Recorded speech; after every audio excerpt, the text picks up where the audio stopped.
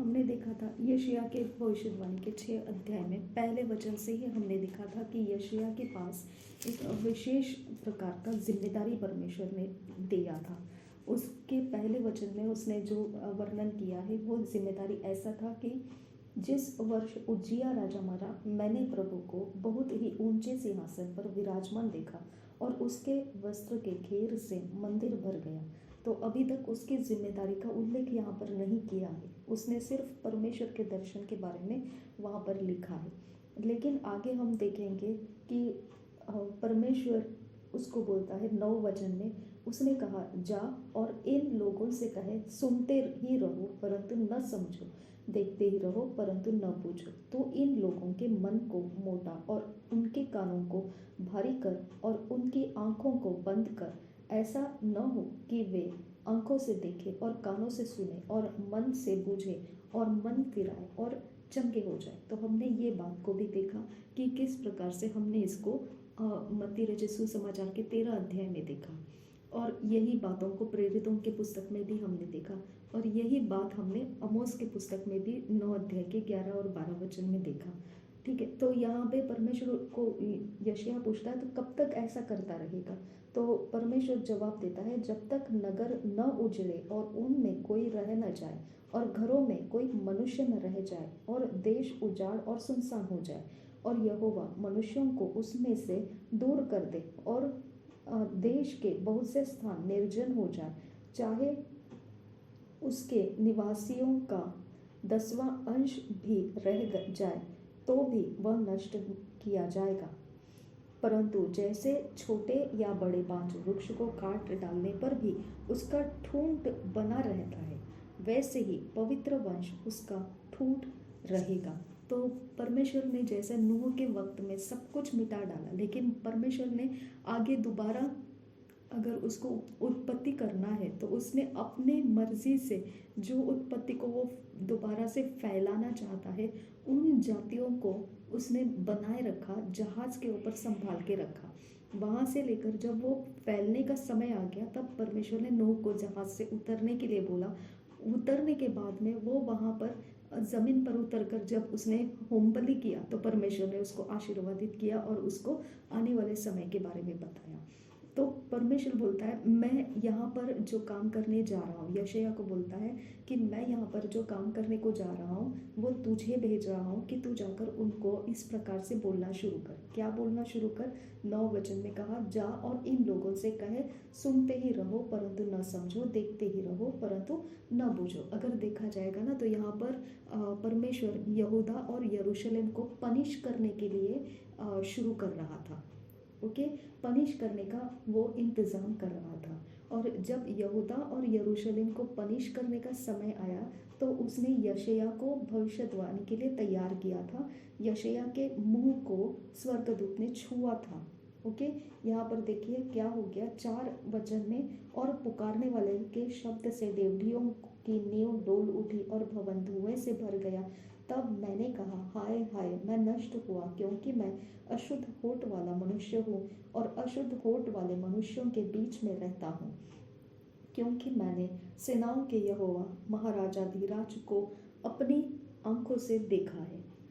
तब एक सराफ हाथ में अंगारा लिए हुए, जिसे उसने चिमटे से वेदी पर से उठा लिया था, मेरे पास उड़कर आया। उसने उससे मेरे मुंह को छूकर कहा, देख, इसने तेरे होठों को छू लिया है, इसलिए तेरा अधर्म दूर हो गया और तेरे पाप क्षमा हो गए। तब मैंने प्रभु का यह वचन सुना।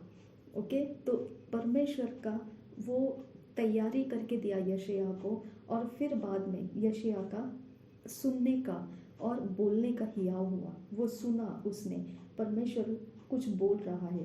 परमेश्वर ने क्या बोला कि मैं किसको भेजूं और हमारी ओर से कौन जाएगा? तब यशायाह ने क्या बताया? मैं यही हूँ, मुझे भेज। ओके, तो हमने देखा था कि मूसा जो था वो बोल रहा था, मैं तो तुतलाता हूँ, मुझे मत भेज। ओके, यिर्मयाह ने बोला, मैं तो छोटा बच्चा हूँ, मेरी बात लोग नहीं मानेंगे तो मुझे मत भेज। ओके, तो इस प्रकार से यशायाह ने लेकिन क्या सुना, तो क्या बोला उसने कि मुझे भेज, मैं तैयार हूँ। ओके। तो यशायाह एक इंसान था जिसने हिम्मत दिखाया कि परमेश्वर, मैं तेरी जलन रखता हूँ और मुझे तू बता, मैं तैयार हूँ, तो बता मुझे मैंने क्या करना है तेरे लिए। और यहाँ पे हम एक वर्ड को देखते हैं कि परमेश्वर बोल रहा था, तब बोलता है कि हमारे लिए कौन जाएगा, हमारी ओर से।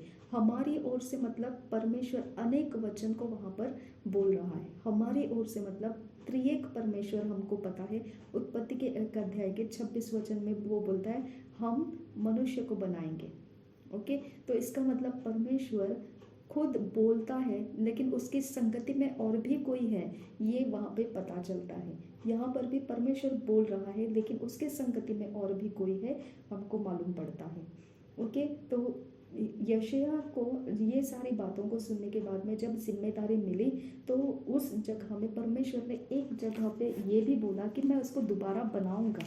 और वो बात हम देख सकते हैं कि प्रेरितों की पुस्तक जो है, प्रेरितों के लिए लिखी गई जो पत्री है, पुस्तक है, वो प्रेरितों के काम, उसमें 15 अध्याय में देखेंगे। प्रेरितों के काम 15 अध्याय के 16, 17, 18 वचन में कि परमेश्वर बोलता है कि मैं जो पनिशमेंट करने जा रहा हूँ उसके बाद मैं दोबारा उसको बनाने की भी योजना रख रहा हूँ। उसने क्या लिखा है यहाँ पे, इसके बाद 15 अध्याय के 16, 17, 18 वचन उसने लिखा है, इसके बाद मैं फिर आकर दाऊद का गिरा हुआ डेरा उठाऊंगा और उसके खंडहरों को फिर बनाऊंगा और उसे खड़ा करूंगा, इसलिए कि शेष मनुष्य अर्थात सब अन्य जाति जो मेरे नाम के कहलाते हैं प्रभु को ढूंढे। यह वही प्रभु कहता है जो जगत की उत्पत्ति से इन बातों का समाचार देता आया है। अब यहाँ पर अन्य जाति के लिए यहूदी लोग जो है वो जिद कर रहे थे कि अन्य जातियों को यीशु मसीह में लेकर मत आओ, क्योंकि यीशु मसीह यहूदी कहलाता है अपने आप को। तो यहूदी लोगों का अन्य जातियों के साथ कोई मेल नहीं हो सकता है। अगर वो यहूदियों के इंसान के साथ होना चाहते हैं तो यहूदियों की परंपरा को वो स्वीकार करें। यहूदियों की परंपरा क्या थी, वो खतना किया जाता था। तो इसकी वजह से उनको बोला गया था कि अगर यीशु मसीह अपने आप को यहूदी कहलाता है तो यहूदियों के अंदर अगर इन अन्य जातियों को लाना है तो खतना करके लेकर आओ, ताकि हमारा जो सम्मान है वो बना रहेगा। ओके। तो हम भी फिर यीशु मसीह को मान सकते हैं, क्योंकि खतना किए हुए लोग अगर आ रहे अन्य जाति में आकर वो खतना कर रहे हैं तो हमारा घमंड बढ़ जाएगा उससे। ओके। हमारा आदर बढ़ जाएगा कि यहूदियों के अंदर वो खतना करके आ रहे हैं। तो व्यवस्था भी यही कहता है कि तुम आ सकते हो, लेकिन खतना किए हुए ही तुम्हारे अंदर होने चाहिए, नहीं तो वो अशुद्ध ठहराया जाएगा। तो यहूदियों की जिद थी कि अन्य जातियों ने भी खतना करके आना है, और यहाँ पे ये जिद को फाइट कर रहे थे। उस समय याकूब अपने तरफ से बात छेड़ दिया और वो बोलना शुरू कर दिया। अब यहाँ पर उसने जो समझाया, उसने बताया कि तुम ये बात को नहीं समझ सकते हो, क्योंकि तुम्हारे बारे में तो पहले ही लिख के रखा है कि तुम्हारे मन मोटे किए जाएंगे, तुमको सुनाई नहीं देगा और तुम चंगे नहीं होंगे, तुम देख नहीं पाओगे। तुम्हारे बारे में ये परमेश्वर ने पहले ही बोल के रखा है। इसके लिए अब तुम इसके बीच में मत आओ, क्योंकि तुमको मालूम ही नहीं है कि प्रभु यीशु मसीह के बारे में क्या किया जा रहा है। क्योंकि ये एक भेद है जो बंद करके रखा गया था, उत्पत्ति के समय से बंद करके रखा गया था। जो भेद है वो मत्ती रचित सुसमाचार का 13 अध्याय में प्रभु यीशु मसीह के ही मुंह से वो पैरेबल्स में, दृष्टांत में बोला गया। ओके। लेकिन उसका अर्थ नहीं बताया गया, क्योंकि परमेश्वर का योजना था ये कि उत्पत्ति से लेकर वो भेद परमेश्वर ने बनाए रखना है, वो यीशु मसीह के मुंह से दृष्टांत में से बोला जाएगा। और जिसके लिए वो भेद दिया गया है वो अन्य जातियों के लिए था। वो पौलुस के ऊपर उसका रहस्य खोला गया और पौलुस ने वो रहस्य को हम तक पहुंचाया, अन्य जातियों को दिया। तो वो बोल रहा है, याकूब बोल रहा है कि यहूदियों तुम बीच में मत पड़ो, क्योंकि तुमको ये मालूम ही नहीं है कि अन्य जातियों के साथ परमेश्वर क्या करता जा रहा है, क्योंकि परमेश्वर ने इसको तुमसे छुपा के रखा है। ओके, उसको छुपा के रखा है। और जिस परमेश्वर के ऊपर ये अन्य जाति अब विश्वास करते हुए आने वाली है वो प्रभु यीशु मसीह है, और वही प्रभु है वो जिसको उस भेद को दृष्टांत में बोलने के लिए भेजा जाएगा। और वो सिर्फ यीशु मसीह ने ही उस दृष्टांत को बोला है, और उसी दृष्टांत का रहस्य अन्य जातियों के पास पहुंचाने का जिम्मेदारी पौलुस को मिला है। ओके, तो इसके लिए ये जो लाइन है ये उत्पत्ति से शुरू हो चुका है, तो तुम इसके बीच में मत आओ। ओके, तो इस प्रकार का विवाद हो रहा था वहाँ पर। और ये बात हम आमोस के पत्री में 9 अध्याय में देखते हैं कि परमेश्वर बोलता है कि मैं सब कुछ पनिश तो करूँगा, लेकिन एक बार दोबारा उनको खड़ा करने का भी मैंने अपने अंदर संभाल के रखा है बात को। ओके, मैं उनको दोबारा खड़ा करने वाला हूँ, दोबारा उनको उभारने वाला हूँ, दोबारा उनको स्थापित करने वाला हूँ। तो हम देखेंगे उसको आमोस के पत्री के 9 अध्याय के 11 और 12 वचन में है। आमोस की पत्री 9 अध्याय 11-12 वचन, इज़राइल का पुनर्निर्माण। अब यहाँ पे आपको ध्यान देना है, इज़राइल बोलेंगे तो आपको 2 इज़राइल हो चुके हैं अभी। इज़राइल यानी जो याकूब है उसको ही इज़राइल बोला गया था। अब्राहम का संतान जो था इसहाक, और इसहाक के 2 बेटे थे याकूब और ईसाऊ। ओके, तो याकूब का नाम चेंज करके इज़राइल बनाया गया था। तो इज़राइल एक पूरा राष्ट्र है। ओके, अगर हम कभी यहाँ पे अब देख रहे हैं हम इज़राइल के पुनर्निर्माण के बारे में बात कर रहा है वो, तो क्या वो राष्ट्र के बारे में बात कर रहा है, या जो इज़राइल के लोग हैं वो डिवाइड हो चुके थे। ओके, एक नॉर्थ साइड में रह गए थे और दूसरे साउथ साइड में चले गए थे। एक उत्तर की तरफ रह गए थे और दूसरे दक्षिण की तरफ रह गए थे। वो कौन टूट गए थे? गोत्र टूट गए थे, यानी इज़राइल के पुत्र जो थे, इज़राइल के बच्चे जो थे वो 12 पुत्र थे। उन 12 पुत्रों के अंदर डिवीज़न आ चुका था, और वो डिवीज़न के अंदर ये चीज़ हो गई थी कि जो विश्वासी थे, यानी जो विश्वास योग्यता से ईमान के साथ चलने वाले लोग थे, वो यहूदी की तरफ चले गए, यानी वो दक्षिण की तरफ चले गए।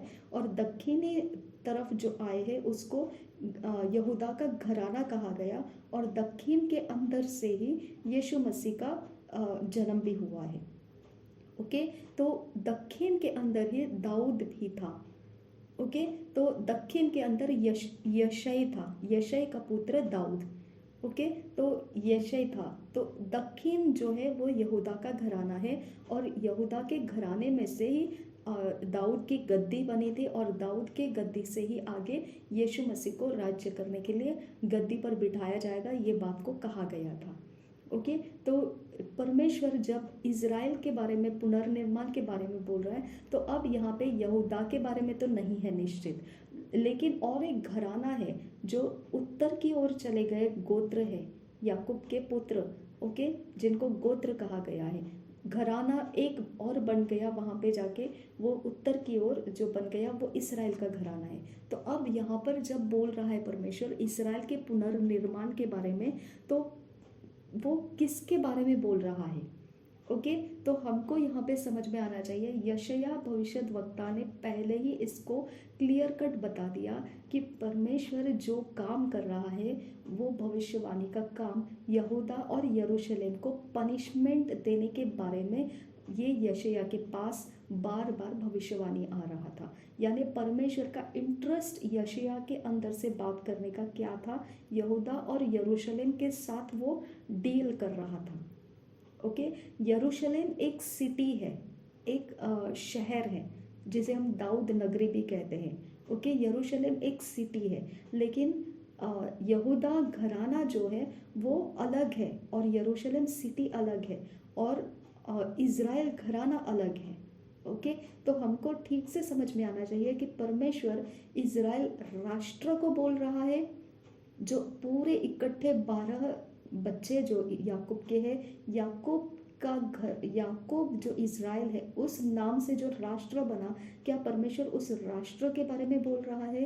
इज़राइल के पुनर्निर्माण या इज़राइल का घराना जो उत्तर की ओर बन गया है उसके बारे में बोल रहा है। हमको ये फ़र्क करना आना चाहिए। तो यहाँ पे हम देखेंगे कि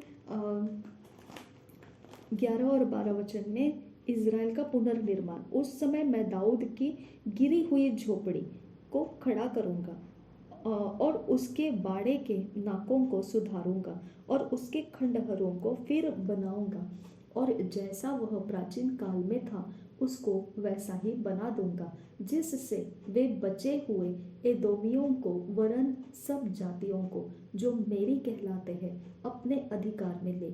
यहोवा जो यह काम पूरा करता है उसकी यही वाणी है।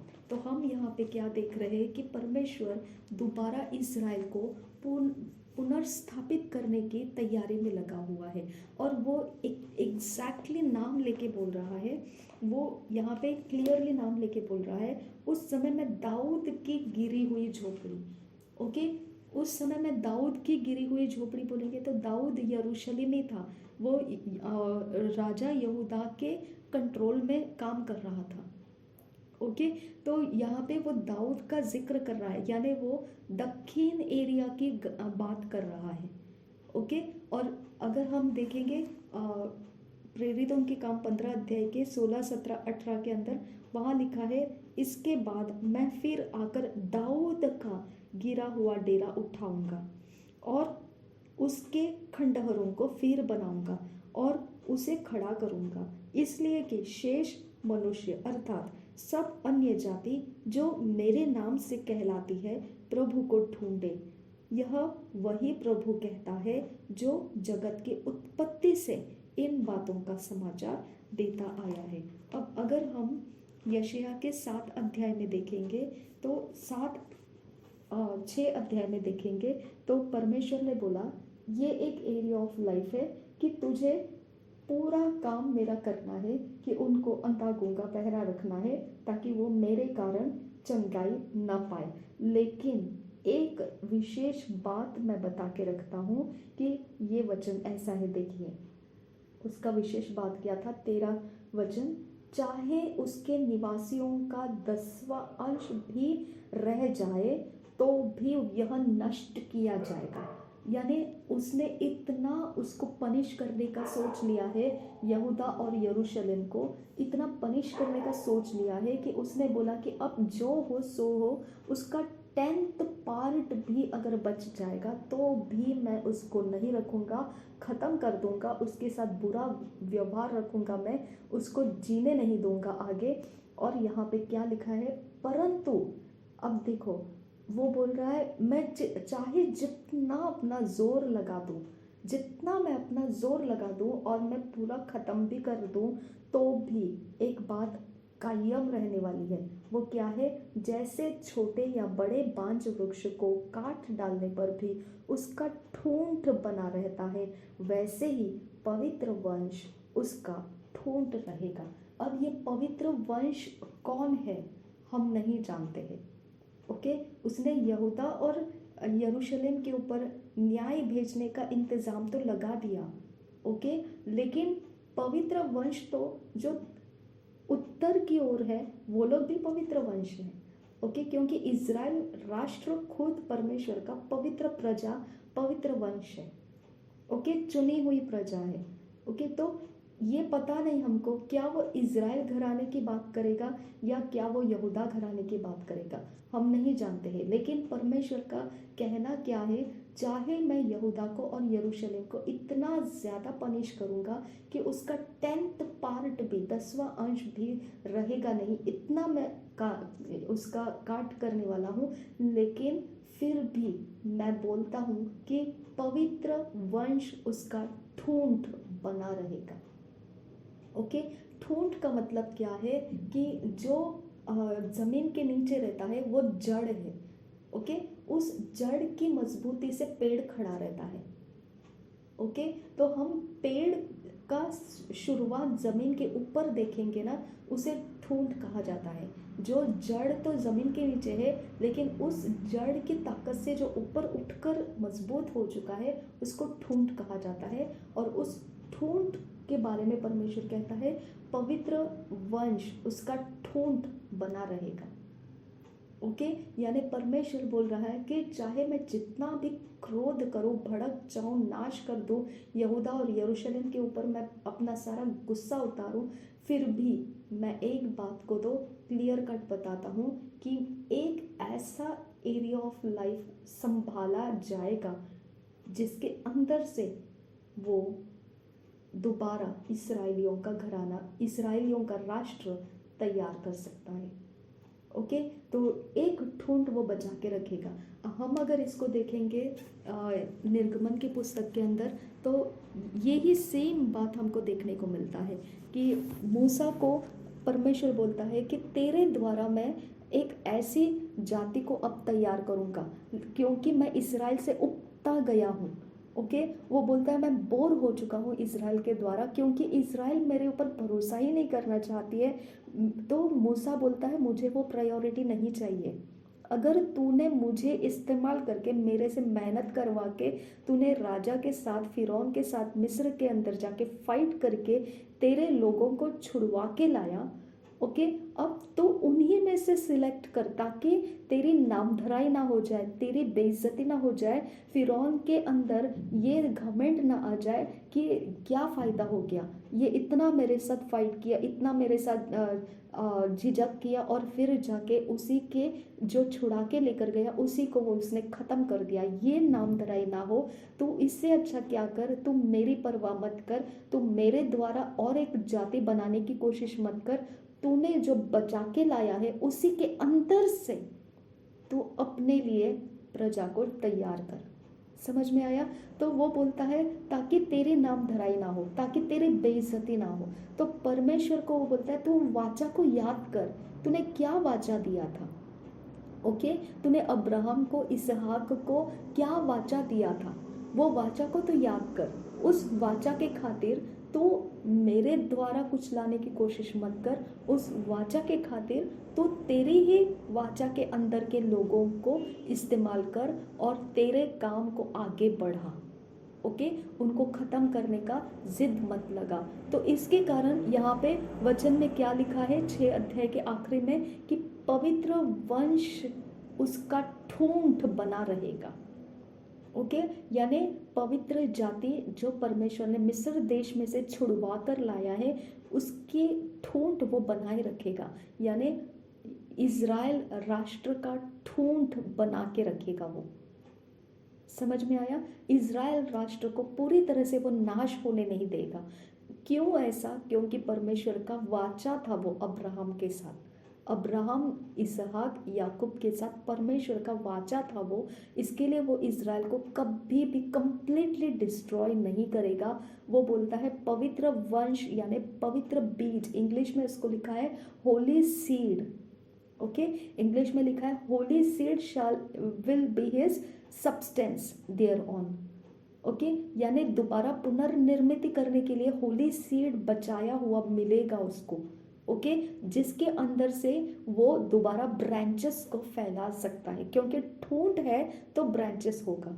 तो वो बोलता है होली सीड जो है, पवित्र बीज जो है, पवित्र वंश जो है वो बचा के रखेगा वो, क्योंकि वो वाचा के साथ उसका संबंध है, वो वाचा को पूरा करने का संबंध है। इसकी वजह से वो उस ठूंठ को, पवित्र बीज को बचाए रखेगा, ताकि उसके अंदर से फिर वो दोबारा फैलाव कर सकता है, ब्रांचेस को ला सकता है।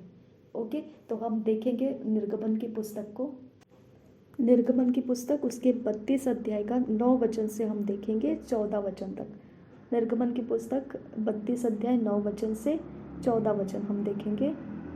फिर यहोवा ने मूसा से कहा, मैंने इन लोगों को देखा और सुन, वे हठीले हैं, जो अब मुझे मत रोक, मेरा कोप उन पर भड़क उठा है, जिससे मैं उन्हें भस्म करूं, परंतु तुझ में एक बड़ी जाति उपजाऊंगा। परंतु तुझ से, देखिए परमेश्वर क्या बोल रहे हैं, मूसा के द्वारा एक बड़ी जाति उपजाऊंगा। ओके, तब मूसा अपने परमेश्वर यहोवा को यह कह के मनाने लगा, हे यहोवा, तेरा कोप अपनी प्रजा पर क्यों भड़का है? तो परमेश्वर को मूसा ने मनाने की वजह से वो अब्राहम को दिया हुआ वाचा के कारण इज़राइल कभी भी मिटाया नहीं जाएगा। हालेलुया। तो ये सीक्रेट हमने कभी नहीं सोचा होगा कि इज़राइल क्यों जिंदा रहेगा, इज़राइल क्यों कभी भी सर्वनाश नहीं होगा, कभी भी वो कंप्लीट डिस्ट्रॉय नहीं होगा। परमेश्वर ने प्रॉमिस दिया है, उसको कितना भी मैं पनिश करूं तो भी उसका ठूंठ मैं बनाए रखूंगा, ताकि अन्य जाति, ओके, प्रेरितों के काम में हमने देखा, ताकि अन्य जाति प्रभु का नाम ले सके, ओके, ताकि अन्य जाति प्रभु को पुकारने के लिए आ सके।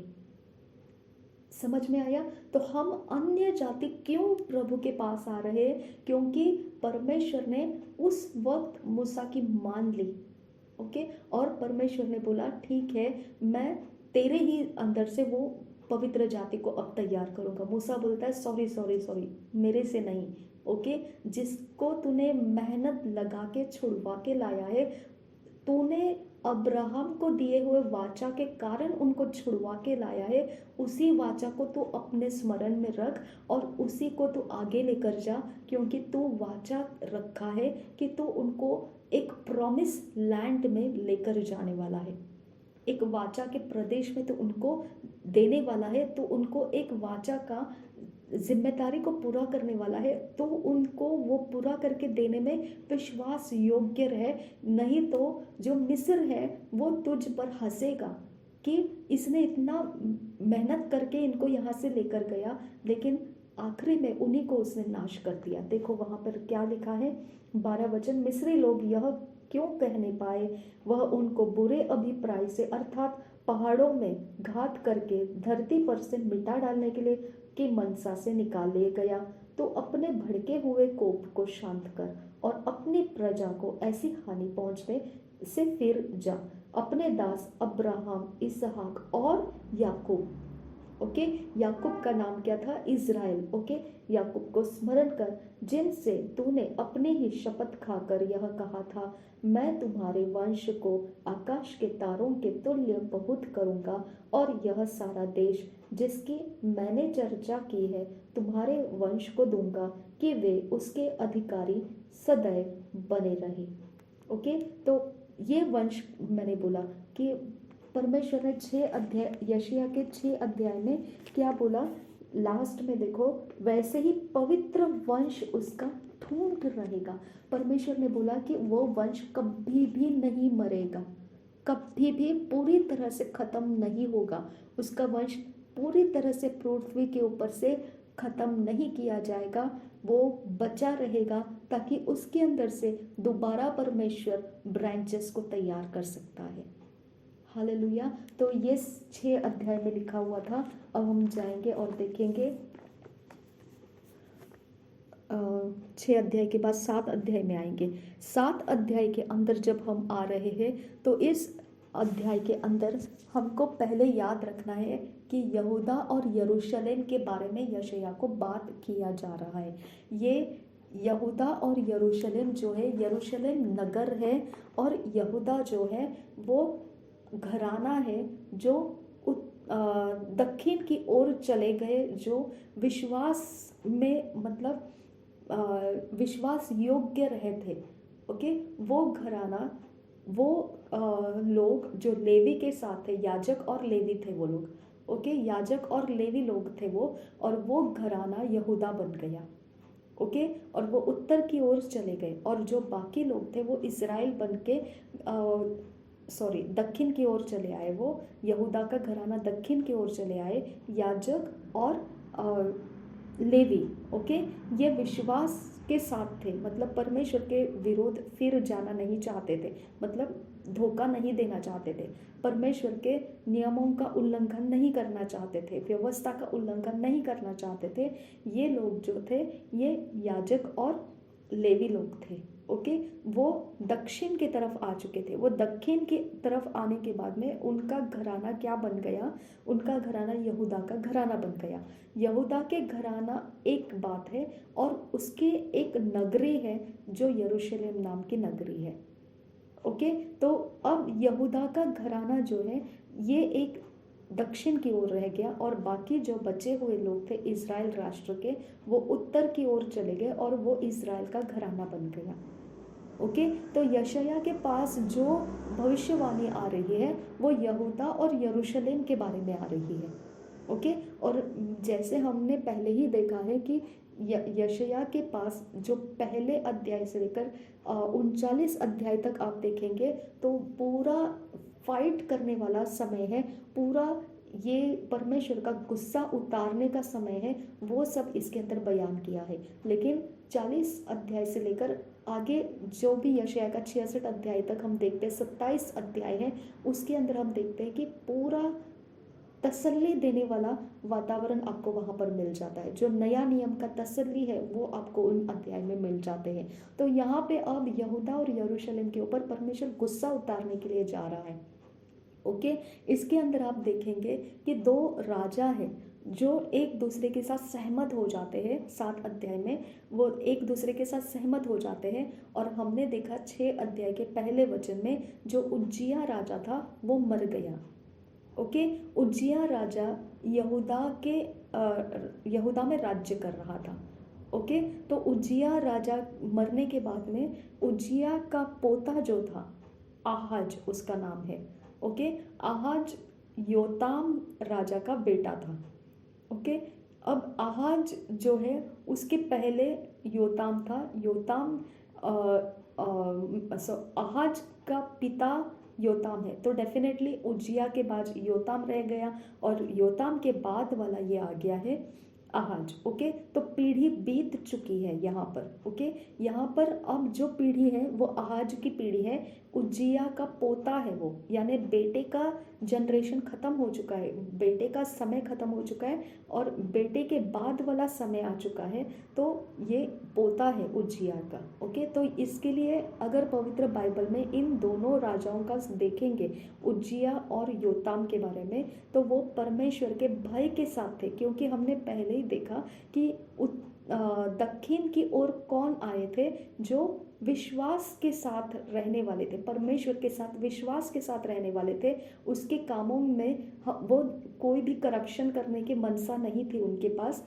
वो लोग दक्षिण की तरफ आए थे और वो कौन थे? याजक और लेवी लोग थे वो लोग। ओके, और वो कौन बन गए? यहूदा का घराना बन गए और यहूदा के अंदर से ही दाऊद का जन्म हुआ और दाऊद के गद्दी के बारे में ही परमेश्वर ने यीशु मसीह के बारे में बोला कि दाऊद की गद्दी आगे बनी रहेगी, वो यीशु मसीह है। और यीशु मसीह ही वो है जो परमेश्वर ने कहा उसके आने की वजह से अन्य जाति फिर मेरे पास आ जाएगी और मैं उनके ऊपर अपना अधिकार कर सकता हूँ। ओके, तो परमेश्वर ने ये एक रास्ता उत्पत्ति के समय से छुपा के रखा था, इजराइलियों से छुपा के रखा था, यानी व्यवस्था के अंदर वो समझ नहीं सकते थे, ये प्लान उनके पास नहीं दिया गया था, ये सिर्फ कलसिया के लिए संभाल के रखा था। और ये प्लान के बारे में दृष्टांत में यीशु मसीह ने 13 अध्याय जो मत्ती का है उसके अंदर बोला। ओके, ये दृष्टांत में से बोला उसने कि इस प्रकार से होने वाला है, लेकिन उसने कभी भी उस दृष्टांत का खुलासा करके नहीं बताया। वो राज्य के बारे में जितना भी था वो दृष्टांत छुपा हुआ रहस्य है उसके अंदर, जिसके बारे में उसने खोलकर किसी को नहीं बताया, लेकिन वो पौलुस के ऊपर खुल गया और पौलुस ने उसके बारे में बोला। हमने उसको पिछली बार देखा कि वो किस प्रकार से वो पहले अध्याय के 12 वचन में हमने देखा, इफिसियों के पहले अध्याय के 12 वचन में देखा कि किस प्रकार से पौलुस समझा रहा है कि ये भेद केवल मसीहों के लिए रखा था और वो मसीह जो परमेश्वर के द्वारा अनुग्रह के द्वारा बचाए जाएंगे उनके लिए ये रखा हुआ था। ओके, ये सारी चीज़ें अब भेद के हिसाब से यहूदा कितना इम्पोर्टेंट था परमेश्वर के लिए, तो परमेश्वर यहूदा के बारे में इसीलिए डिले कर रहा था पनिशमेंट करने के लिए, क्योंकि यहूदा परमेश्वर के भय में जी रहा था। यहूदा का घराना जो है, जो दक्षिण की तरफ है, वो परमेश्वर के भय में जी रहा था, इसके लिए उसके ऊपर जल्दी से फाइट नहीं हुआ था। ओके, और वो एक समय आ गया जब सुलेमान नहीं रहा था, उसके बाद कुछ फाइट शुरू हो गए थे। ओके, तो हम देखेंगे अभी 7 अध्याय का कि किस प्रकार से यहाँ पे 2 राजाओं के बारे में बात किया गया है। यहूदा का राजा आहाज, जो 7 अध्याय के पहले वचन से हम पढ़ रहे हैं, राजा आहाज को एक संदेश। यहूदा का राजा आहाज, जो योताम का पुत्र और उज्जिया का पोता था, उसके दिनों में अराम के राजा रसीन और इस्राएल के राजा रमल्याह के पुत्र पेकह ने यरूशलेम से लड़ने के लिए चढ़ाई की, परंतु युद्ध करके उनसे कुछ बन न पड़ा। जब दाऊद के घराने को यह समाचार मिला कि अरामियों ने एप्रैमियों से संधि की है, तब उसका, अब एक बात आपको यहाँ पे नोट डाउन करना है। हमने देखा जो उत्तर की तरफ है वो इज़राइल का घराना है, जो दक्षिण की ओर है वो यहूदा का घराना है। अब यहाँ पे एक और घराना दिखा रहा है, यहाँ पे लिखा है दूसरे वचन में दाऊद के घराने को। ओके, और प्रेरितों के 15 अध्याय के 16, 17, 18 में भी हमने देखा परमेश्वर दाऊद के घर को दोबारा बनाने की बात कर रहा है। ओके, और अमोस के 9 अध्याय के 11, 12 में भी हमने देखा कि ऊपर टाइटल क्या लिखा है, इज़राइल की पुनर्रचना, लेकिन वचन पढ़ेंगे 11 वचन को तो वहाँ पे दाऊद के ही बारे में लिखा है। ओके, तो हमने इसको समझना है कि हमको इज़राइल का घराना पता है, वो नॉर्थ में है, उत्तर में है। हमको यहूदा का घराना पता है, वो साउथ में है। यहूदा का घराना दक्षिण में है। ओके, लेकिन दाऊद का घराना कैसे क्या? ओके, यहाँ पे दाऊद के घराने के बारे में लिखा है। जब दाऊद के घराने को यह समाचार मिला कि अरामियों ने एप्रैमियों से संधि की है। एप्रैमी किसको कहा गया पता है? जो नॉर्थ साइड में इजरायली थे। ओके, जो उत्तर साइड में इजरायली थे, उन लोगों को एप्रैमी कहा गया। यानी यहूदा का जो गोत्र है वो 4 दिशाओं में था। ओके, 2 दिशाओं में तो हमको पता है, उत्तर और दक्षिण। ओके, जो उत्तर की तरफ चले गए थे वो इजरायली लोगों को एप्रैमी कहा गया था, और जो दक्षिण की तरफ रह गए थे उनको यहूदी कहा गया था। ओके, तो इजरायलियों का राजा जो था वो एप्रैमी था। ओके, और एप्रैमी राजा के साथ दूसरा एक राजा ज्वाइंट हो गया, और वो राजा कौन था? अरामी के राजा था। अब आपको यहाँ पे समझ में आना चाहिए जो हम बात कर रहे हैं यहाँ पर। आप 6 अध्याय में देखेंगे तो हम एक बात को यहाँ पे याद करना है कि जो एक बात घटना घटी थी 6 अध्याय में, वो ये थी कि वहाँ पर एक रोम नाम का शहर, ओके, तिबेट नदी जो है उसके तट पर पाई गई थी। ओके, जब उस नदी के तट पर एक रोम नाम का शहर पाया गया था, वो शहर एक लंबे समय से जो राज्य करता हुआ फैलता हुआ आया हुआ बेबीलोन था, पर्शिया था, यूनानी था, ये तीनों के फैलाव के बाद में ये एक छोटा शहर, छोटा नगर रोम नाम का उस नदी के तट पर पाया गया था। ओके, ये जो है, ये रोम जो है जिसके बारे में हम नए नियम में देखते हैं कि रोमी सरकार थी और रोमियों ने यीशु मसीह को पकड़ा, ये सब वहाँ पहले शुरुआत में ये छोटा नगर उज्जिया के मरने के बाद आया हुआ था। ओके, तो उज्जिया के मृत्यु के वक्त में परमेश्वर ने यशायाह को दर्शन दिया था, और उसी वर्ष में और एक बात हुआ था, वहाँ पर रोम का जन्म हो चुका था, रोम शहर शुरू हो चुका था, बाद में वो जाकर बहुत फैलने वाला था। ओके, तो अभी तक वो सिर्फ नगर है। अब 7 अध्याय में अगर हम देखेंगे तो इसमें अरामी के बारे में बोला है। अरामी ये जो बादशाह था, और अरामी राजा का नाम था रसीन, और इज़राइली राजा का नाम था पेकह। ये दोनों के बीच में इज़राइली राजा को बोला था एप्रैमी, और अरामी के राजा को बोला था अरामी। ओके, तो एप्रैमी ये परमेश्वर के गोत्र में से लिया गया नाम है। जैसा यहूदा परमेश्वर के इज़राइली गोत्र के अंदर का नाम है यहूदा। ओके, वैसा ही एप्रैमी ये गोत्र के अंदर का नाम है। उस गोत्र के अंदर के नाम में से एप्रैमी कहा गया, यानी जो ऊपर उत्तर की ओर इजरायली थे, इजरायली का घराना था, वो एप्रैमी कहलाता था। ओके, तो ये एप्रैमी के राजा जो पेकह था और अरामी का राजा जो रसीन था, ये दोनों ने मिलके प्लान किया। ये प्लान क्या था मैं आपको बताती हूँ। देखिए यहाँ पे क्या लिखा है कि उन्होंने प्लान तो किया, लेकिन जब वो अप्लाई किया, उन्होंने उस प्लान के अनुसार चलने के लिए निकले, तो वो सक्सेसफुल नहीं हुए।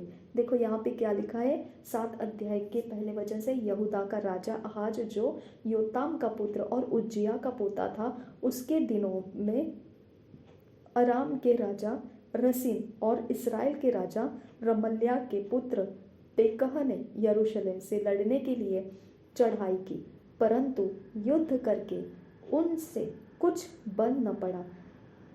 जब दाऊद के घराने को यह समाचार मिला कि अरामियों ने एप्रैमियों से संधि की है, तब उसका और प्रजा का भी मन, अब यहाँ पर दाऊद का घराना है, मतलब यहाँ ये भी लिखा है दाऊद का मन और उसकी प्रजा का मन।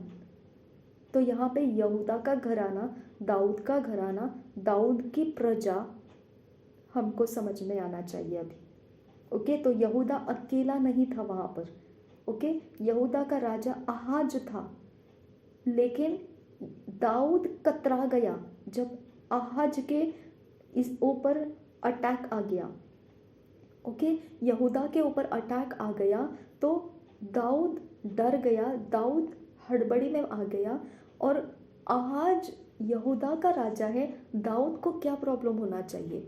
ओके, यहाँ पे देखिए दाऊद के घराने, जब दाऊद के घराने को यह समाचार मिला कि अरामियों ने एप्रैमियों से संधि की है, तब उसका और प्रजा का भी मन ऐसा कांप उठा जैसे वन के वृक्ष वायु चलने से कांप जाते हैं। तब यहोवा ने यशायाह, देखो अब भविष्यद्वक्ता का इस्तेमाल किया परमेश्वर ने। देखिए किसके लिए इस्तेमाल किया, आहाज के लिए इस्तेमाल किया। ओके, जो यहूदी का राजा था। ओके, यहूदा के घराने के अंदर यहूदी का राजा जो था, उस जगह में आहाज राजा था। उज्जिया मर चुका था, योताम का राज्य भी खत्म हो चुका था। उसके बाद योताम का पुत्र जो था वो वहाँ पे राज कर रहा था, उसका नाम आहाज था।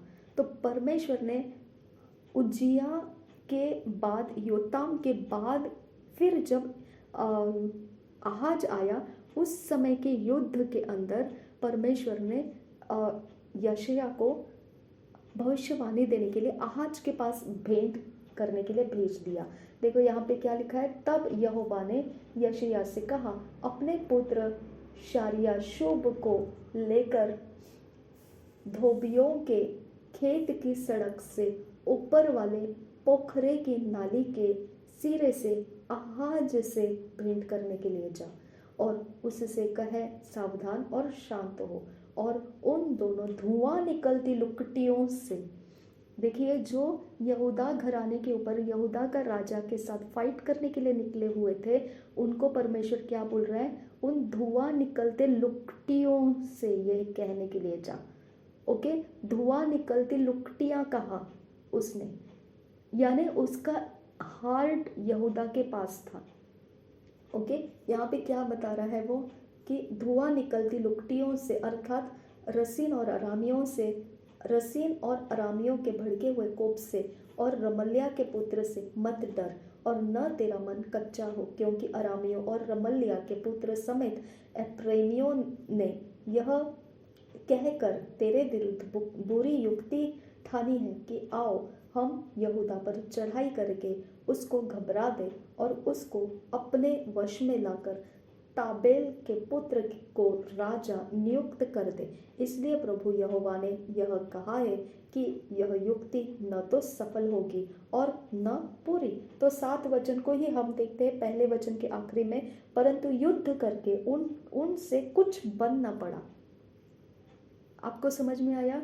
ये फिजिकल हैंडलिंग कर रहे थे लोग, प्लानिंग के साथ कर रहे थे, स्ट्रैटेजी के साथ कर रहे थे, लेकिन बीच में किसको भेजा? भविष्यद्वक्ता को।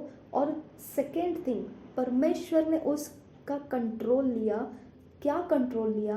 कि जो फिजिकल में डर चुके हैं उनको परमेश्वर ने तसल्ली के लिए भविष्यवक्ता को भेजा, लेकिन लड़ाई को परमेश्वर ने पहले ही हरा दिया। हालेलुया। तो परमेश्वर लड़ाई को पहले ही हरा देता है, लेकिन तसल्ली के लिए हम भविष्यद्वक्ता से सुनते हैं। कितना प्यारा वचन है, हमको समझ में आया ये, है ना। तो भविष्यवक्ता से हमको क्या सुनने को मिलता है? तसल्ली मिलती है कि परमेश्वर क्या करने जा रहा है। लेकिन जब युद्ध के अंदर का माहौल का जो अवस्था है, डरावना है, उसके बीच में परमेश्वर बोलता है डोंट वरी, मैंने हरा दिया उनको। और रिजल्ट में भी देखो, पहले वचन में ही दिया है, परंतु युद्ध करके उनसे कुछ बन ना पड़ा। ओके। और 7 वचन में लिखा है, इसलिए प्रभु यहोवा ने यह कहा है कि यह युक्ति न तो सफल होगी और न पूरी होगी। मतलब वो प्लानिंग स्ट्रैटेजी काम नहीं किया। अब 8 वचन से देखिए, क्योंकि अराम का सिर दमिश्क और दमिश्क का सिर रसीन है, फिर एप्रैम का सिर शमरोन और शमरोन का सिर रमल्याह का पुत्र है। 65 वर्ष के भीतर अप्रेम का बल इतना टूट जाएगा। अप्रेम कौन?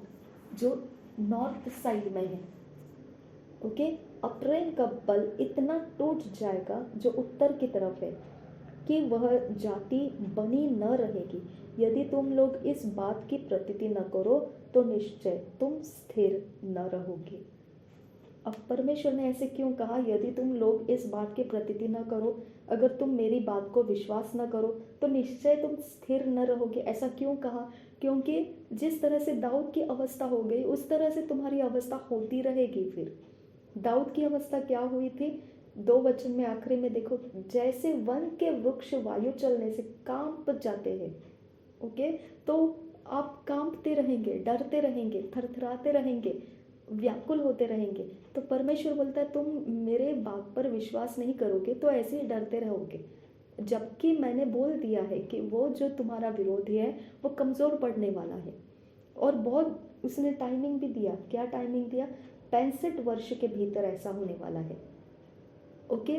तो परमेश्वर ने ये वचन के आधार से वो आहाज राजा को तसल्ली भेजा, और उसके विरोधियों को किस प्रकार से परमेश्वर कितने सालों में कमज़ोर करने वाला है, इसकी भविष्यवाणी उसने कर दिया। ठीक है, हम आगे देखेंगे।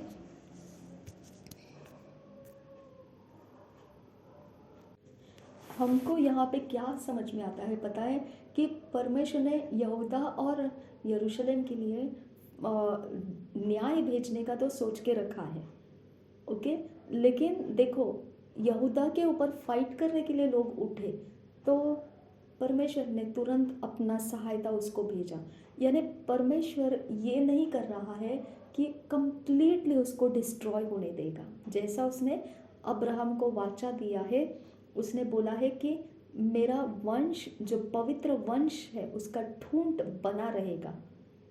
ओके। क्योंकि वाचा दिया है अब्राहम, इसहाक और याकूब को, जो हमने निर्गमन के पुस्तक में पढ़ा था। 34 अध्याय का हमने कौन सा वचन था वो? 34 अध्याय में था ना। 34 अध्याय के 9 से नहीं, 34 नहीं, सॉरी 32 अध्याय के 9 से 14 वचन में पढ़ा किस प्रकार से मूसा परमेश्वर को मनाया था। उसने अब्राहम, इसहाक और याकूब को दिया हुआ वाचा को याद दिलाया परमेश्वर को। तो उसके खातिर परमेश्वर ने, ये ठीक है, परमेश्वर न्याय करने की बात कर रहा है, पनिशमेंट करने की बात कर रहा है, सब कुछ ठीक है। परमेश्वर इस्राएल राष्ट्र को तोड़ने की बात कर रहा है। लेकिन हमने प्रेरितों की किताब में जाकर देखा, 15 अध्याय के 13 से 18 वचन में क्या देखा? कि परमेश्वर दोबारा उनको संभालने की बात भी कर रहा है। दाऊद के घराने की बात कर रहा है। वो दाऊद के घर को दोबारा उठाने की बात कर रहा है, उभारने की बात कर रहा है। हमने आमोस के 9 अध्याय के 11-12 वचन में क्या पढ़ा? वो दोबारा से उस घराने को जिसमें दाऊद का नाम लिया गया है, उसको दोबारा से उठाने के लिए तैयार है, इसराइल का पुनर्रचना करने को तैयार है। यानी यहाँ 6 अध्याय के आखिरी में भी क्या लिखा? कि परमेश्वर पवित्र वंश का ठूंठ मिटने नहीं देगा, पवित्र वंश उसका ठूंठ बना रहेगा। ओके, तो पवित्र वंश उसका ठूंठ बना रहेगा, यानी कि कोई ना कोई तो बचाया जाएगा जो इस्राएल की पीढ़ी को आगे लेकर जाएगा। ओके, उसका पवित्र बीज बचाया जाएगा जिसके द्वारा वो आगे लेकर जाया जाएगा। तो ये पवित्र ठूंठ क्या है? ये कौन सा बीज है जिसके द्वारा आगे लेकर जाएगा? दाऊद का गद्दी पर कौन आएगा आगे? यीशु मसीह, प्रभु यीशु मसीह। ओके, और ये दाऊद यशय का पुत्र, ये कहाँ से आया? दाऊद ये सब यहूदा के अंदर से आया। ओके, तो इस तरह से हम लोगों को मालूम पड़ता है कि परमेश्वर क्या कर रहा है। ओके, इज़राइल कभी भी मिटेगा नहीं, क्योंकि अब्राहम, इसहाक और याकूब को उसने वाचा दिया था। मूसा ने उसको मनाया इसकी वजह से। ओके, तो वो इसके लिए कभी भी इज़राइल इन लोगों के साथ जब भी फाइट होता है तो याद रखना है कि ये सब कुछ पवित्र बाइबल में लिखा हुआ है। यहूदा और यरूशलेम के फाइट के बारे में यहूदा और यरूशलेम के ऊपर परमेश्वर न्याय भेजने के बारे में बात कर चुका है। इज़राइल के ऊपर न्याय भेजने की बात कर चुका है। यशायाह के पास उसने भविष्यवाणी भेजी, तब यहूदा के घराने के बारे में और यरूशलेम नगर के बारे में भविष्यवाणी ज़्यादा दिया है यशायाह को। तो हम यशायाह से ही सीमित है, इसके लिए हम यहूदा और यरूशलेम की ही बात करेंगे। ओके, तो यहाँ पे यहूदा और यरूशलेम का न्याय किया जा रहा है, परमेश्वर उसको फटकारने की बातें हो रही है। और यशायाह के भविष्यद्वक्ता को यहूदा और यरूशलेम से रिलेटेड ही बातें दी जा रही हैं। ओके, तो हम देखते हैं कि आमोस के 9 अध्याय 11 और 12 में क्या मिला हमको देखने को? वो इज़राइल की पुनर्रचना कर रहा है। तो हमको समझ में आना चाहिए वो किसकी पुनर्रचना कर रहा है। क्या वो इज़राइल घराने की जो उत्तर की ओर है, या यहूदा घराने की, या इज़राइल राष्ट्र की बात कर रहा है? ओके, तो हम इस बात के बारे में ध्यान रखना है कि वो किस तरह से, कौन से शब्द से हमको पहचानने आना चाहिए कि परमेश्वर किसके साथ क्या काम कर रहा है।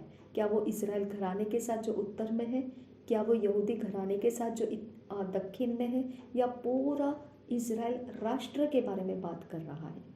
ओके, तो एक बात आपको यहाँ पर समझ में आना है कि चाहे वो पनिश करे तो भी परमेश्वर उनको मिटने नहीं देगा, उनको त्यागेगा नहीं। ओके, इसलिए परमेश्वर के बारे में इज़राइल कभी भी चिंता नहीं करता है, क्योंकि उनको पता है परमेश्वर उनको कभी भी त्यागेगा नहीं, क्योंकि परमेश्वर का वाचा है वो कि उनको कभी वो त्यागेगा नहीं। ओके, और दूसरा, उसको जितना भी पनिश करना है करेगा, लेकिन जब पनिशमेंट का टाइम आता है तब परमेश्वर उनके साथ नहीं रहेगा। ये भी उतना ही सच है। ओके, हम आगे बढ़ेंगे। हमने देखा कि यशायाह को बोलता है तो जाकर बोल के उनका मन मोटा कर दे, और उनको सुनने नहीं देना चाहिए, उनको समझने नहीं देना चाहिए, उनका चंगाई नहीं होना चाहिए। लेकिन हमेशा के लिए उसको परमेश्वर ने त्याग नहीं दिया, हमेशा के लिए मिट जाने नहीं दिया, उसका ठूंठ परमेश्वर ने बनाए रखा। और एक बात हम यहाँ पर देख सकते हैं कि यशायाह को डायरेक्टली आहाज के लिए भविष्यवाणी मिला। ओके, जबकि उज्जैया जब मरा तो वो 6 अध्याय था, और उज्जैया के बाद जो राजा बना होगा वो योताम बना होगा, क्योंकि उज्जैया का पुत्र था वो योताम। ओके, लेकिन योताम का पुत्र जो है यहूदा, आहाज, आहाज के लिए यशायाह को भेजा गया भविष्यवाणी के लिए, योताम के लिए कुछ बताया नहीं। ओके, तो उज्जैया का समय, योताम का समय बीत जाने के बाद यशायाह के पास भविष्यवाणी आई थी। तो हम समझ सकते हैं कि परमेश्वर किस तरह से एक समय को छोड़कर फिर भविष्यवाणी दिया है। हमको ऐसे लगता है कि 6 अध्याय के बाद 7 अध्याय है तो परमेश्वर बस एक के पीछे एक बात करते जा रहा है। ऐसा नहीं है, एक लंबा समय। देखिए, उज्जिया का मर जाना, उसके बाद योताम का आना, योताम का मर जाना, और उसके बाद फिर आहाज का आना, यानी इतना दूर का डिस्टेंस छोड़ने के बाद आहाज आया है। तो 6 और 7 अध्याय को हम कभी भी कंपेयर नहीं कर सकते कि बस उसके बाद तुरंत ये वाला एक भविष्यवाणी आया, ऐसा नहीं है। ओके, तो आप जब भी भविष्यवाणी की पुस्तक पढ़ते हैं तो उसके बीच में एक लंबा दौर गया रहता है, वो सिर्फ अध्याय एक दूसरे के आजू बाजू में है। इसके लिए आपको ऐसे नहीं लगना चाहिए कल के दिन ये हुआ था, आज के दिन ये हुआ, ऐसा नहीं है। हम यहूदा का कैसे दक्षिण की तरफ जाने का रास्ता खुल गया वो देखेंगे। और दूसरे इतिहास की पुस्तक उसका 11 अध्याय का 13 से वचन पढ़ेंगे हम। दूसरे इतिहास की पुस्तक उसके 11 अध्याय का 13 वचन से। यहाँ पर देखिए, याजकों और लेवियों का यहूदा को आना। यहाँ पर जो इजरायली लोग आए थे वो याजक थे और लेवी थे, और ये परमेश्वर के प्रति बहुत विश्वास योग्य रहते थे। लेकिन जो उत्तर की ओर इजराइल लोग टूट कर चले गए थे वो मूर्ति पूजा करने में करप्ट हो चुके थे, भ्रष्ट हो चुके थे। हम देख रहे दक्षिण की ओर टूट कर आए हुए यहूदा के बारे में। ओके, सारे इजराइल के याजक और लेवीय भी अपने सारे देश से उठकर उसके पास गए। यूं लेवीय अपनी चराइयों और निज भूमि को छोड़कर यहूदा और यरूशलेम में आए। यहाँ देखिए दो अलग अलग नाम लिया है, यहूदा और यरूशलेम में आए, क्योंकि यारोबाम और उसके पुत्रों ने उनको निकाल दिया था कि वे यहोवा के लिए याजक का काम न करें। तो उनको रोक दिया गया था, परमेश्वर का काम नहीं करना चाहिए, उन्होंने ऐसा बोल के रोका था। ओके, और वो काम छोड़ना नहीं चाहते थे, वो परमेश्वर के साथ विश्वास योग्य रहना चाहते थे। इसकी वजह से उनको वो ज़मीनों को छोड़कर आना पड़ा। उन्होंने क्या क्या छोड़ के आया देखिए, ये यूं लेवीय अपनी चराइयों और निज भूमि को छोड़कर आए वो। ओके, तो उनको मजबूर कर दिया था कि देखो ये ज़मीन परमेश्वर ने उनको दिया था, बंटवारा करके दिया था परमेश्वर ने, लेकिन क्या हो गया, उस ज़मीन को छोड़कर उनको आना पड़ा, क्योंकि वहाँ पे जो ज़िद हो रही थी, मूर्ति पूजा बढ़ चुकी थी, उस तरीके के जीवन में वो नहीं रहना चाहते थे, तो वो यहूदा की तरफ चलकर आ गए। ठीक है, यहूदा और यरूशलेम में आए, क्योंकि यरोबाम और उसके पुत्रों ने उनको निकाल दिया था कि वे यहोवा के लिए याजक का काम न करें। और उसने ऊंचे स्थानों और बकरा देवताओं और अपने बनाए हुए बछड़ों के लिए अपनी ओर से याजक ठहरा लिए। लेवियों के बाद इज़राइल के सब गोत्रों में से जितने मन लगाकर इज़राइल के परमेश्वर यहोवा के खोजी थे, वे अपने पितरों के परमेश्वर यहोवा को बलि चढ़ाने के लिए यरूशलेम को आए। उन्होंने यहूदा का राज्य स्थिर किया और सुलेमान के पुत्र रोहबियाम को 3 वर्ष तक दृढ़ कराया, क्योंकि 3 वर्ष तक के वे दाऊद और सुलेमान की लीक पर चलते रहे। यानी उस समय दाऊद और सुलेमान नहीं थे।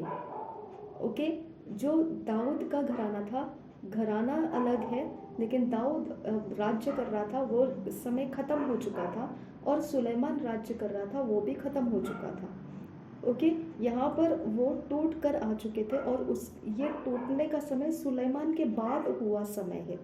ओके, तो इसके लिए यहाँ पे दाऊद नहीं था और यहाँ पर सुलेमान भी नहीं था।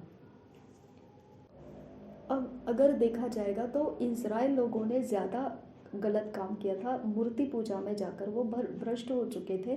तो सबसे पहला पनिशमेंट परमेश्वर ने अश्शूरियों को भेजा था इज़राइल राज्य को लूटने के लिए और उनको कब्जे में लेकर उनको गुलामी में लेने के लिए।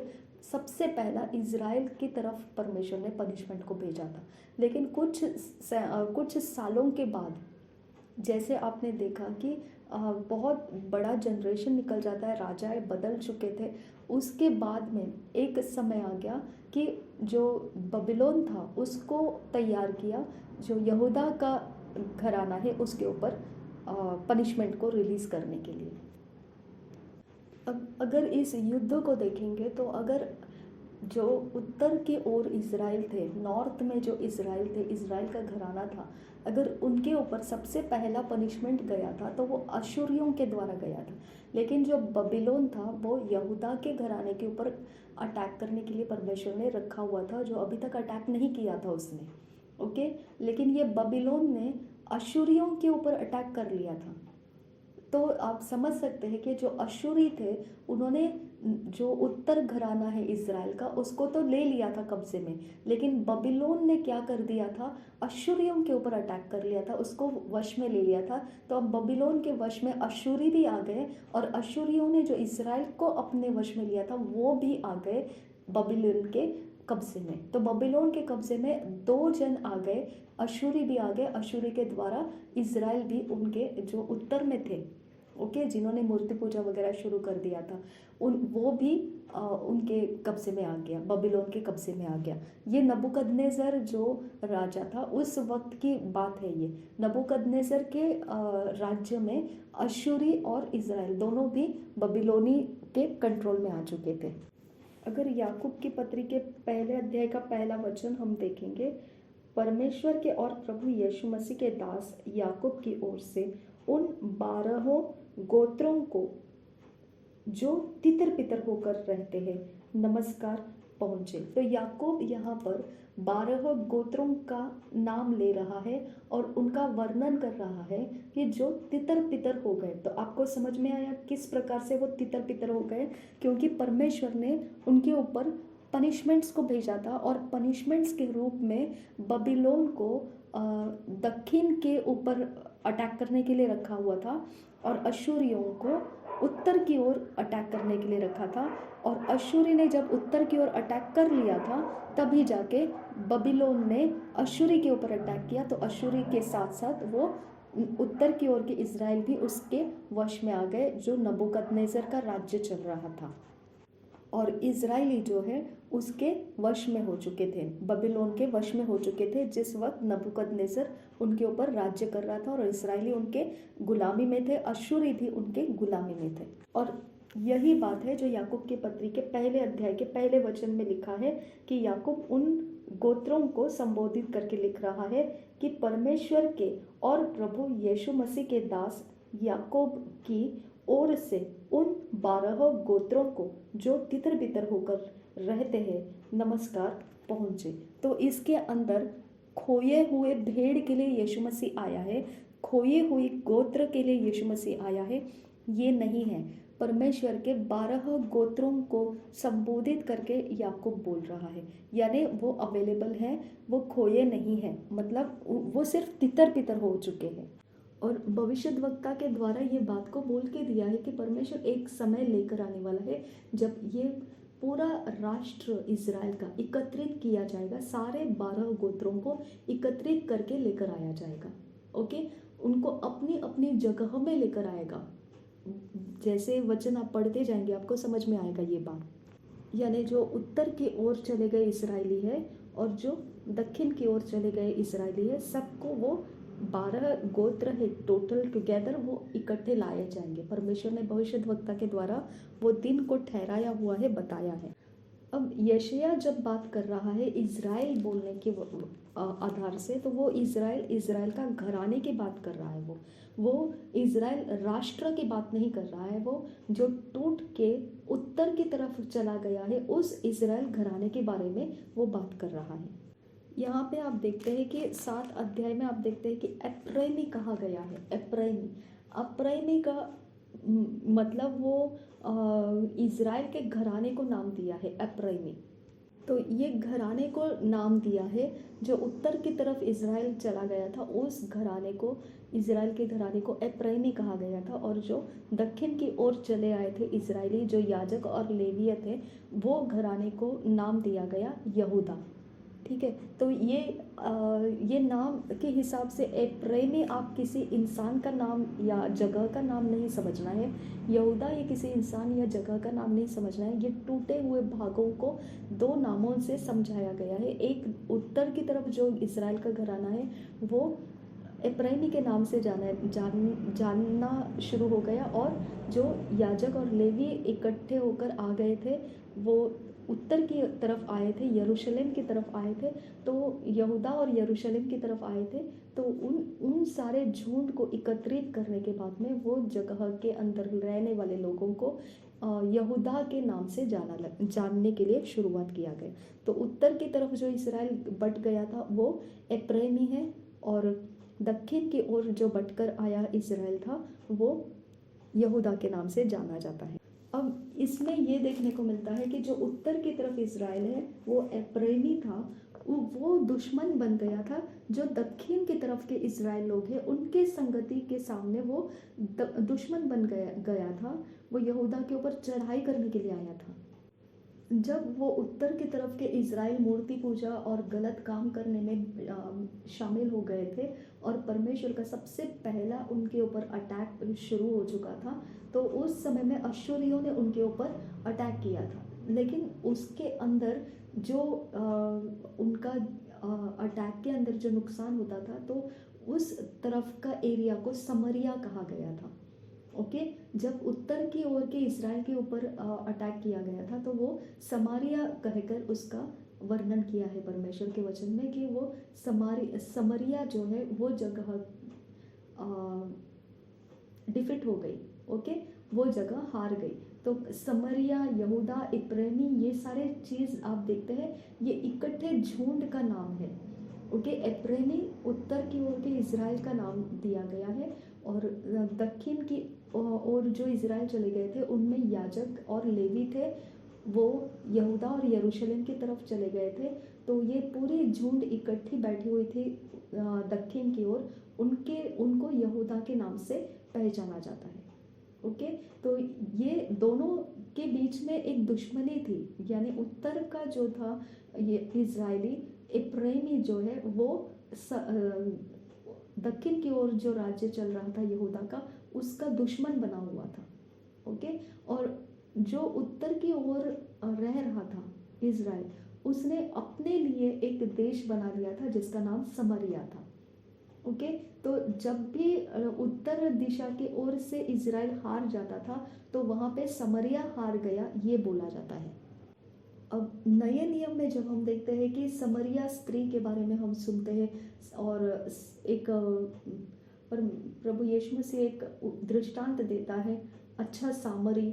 ओके, तो ये वो वाला समरिया नहीं है। ओके, ये वो वाला नाम नहीं है जो आप नए नियम में पढ़ते हैं। ओके, तो ये आपको अलग रखना है। ये हम पुराने नियम के समरिया, ये जगह उत्तर के जो इज़राइल थे उन्होंने अपने लिए एक नगर बना लिया था जिसका नाम समरिया था। और जब भी उत्तर की ओर इज़राइल हार जाता था तब समरिया हार गया, ये बोला जाता था। ओके, तो आप इसको नए नियम के समरी शब्द से नहीं मेल करना है। यहाँ पे एक विशेष शब्द यूज़ किया गया था, जो यशायाह का बेटा है उसके बारे में नाम लिखा गया है। यशायाह के बेटे का नाम लिखा गया है। उसने कहा अपने बेटे को साथ में ले, शारियाशूब। शारियाशूब का मतलब इब्रानी में जो बचा हुआ है वो लौट कर आने वाला है। ओके, शारियाशूब का मतलब क्या है? जो बचा हुआ है वो लौट कर आने वाला है। अ रेमिनेंट शाल रिटर्न। तो यशायाह का एक बेटा था, उसका नाम था शारियाशूब। ये एक भविष्यवाणी के रूप में इसका अर्थ निकलता है। ओके, जो बचा हुआ है वो आने वाला है। ओके, वो दोबारा आने वाला है। तो ये एक भविष्यवाणी ही होती है नाम में। तो यशायाह के दो बच्चे थे, दो बच्चों के ऐसे ही नाम थे। दोनों बेटे थे और दोनों बेटों के इसी प्रकार नाम थे, जो भविष्यवाणी बताता है इस प्रकार के नाम थे उनके। यशायाह की जो भाषा है वो बहुत ज़्यादा ऊंचे दर्जे की थी। इसके लिए जो पवित्र वचन को इंग्लिश में लाया गया था किंग्स जेम्स वर्शन में, उस जगह में भी उस भाषा का महत्व को याद रखते हुए ऊंचे दर्जे के इंग्लिश के शब्द इस्तेमाल किए थे। अब हिंदी में यहाँ पे क्या लिखा है कि उन जलती हुई लुकटियों को, ऐसा लिखा है। ओके, तो जो भाषा यशायाह को मिल रहा था वो बहुत ही ऊंचे दर्जे की भाषा मिल रही थी। इब्रानी में उसको ऊंचे दर्जे की भाषा में परमेश्वर बात करता था। इब्रानी भाषा के अंदर एक विशेष खासियत रहती थी। जो पुराने नियम का वचन लिखा गया था, हम तो उसको इंग्लिश में ट्रांसलेट किया है, इसके लिए हम उसको समझ पा रहे हैं, लेकिन इब्रानी भाषा का एक विशेष प्रकार का लिखावट रहता था। वो लिखने का तरीका ऐसा रहता था कि वो जैसे याहवे हम बोलते हैं, क्योंकि इंग्लिश में उसका पूरा अल्फ़ाबेट लिखा गया है। ओके, लेकिन अगर आप इब्रानी भाषा में देखेंगे तो वो पूरा नहीं लिखा जाता था। वाई अपोस्ट्रॉफी, फिर VH ऐसे लिखा जाता था। तो इसके अंदर एक अल्फ़ाबेट, एक अक्षर को छुपा दिया जाता था।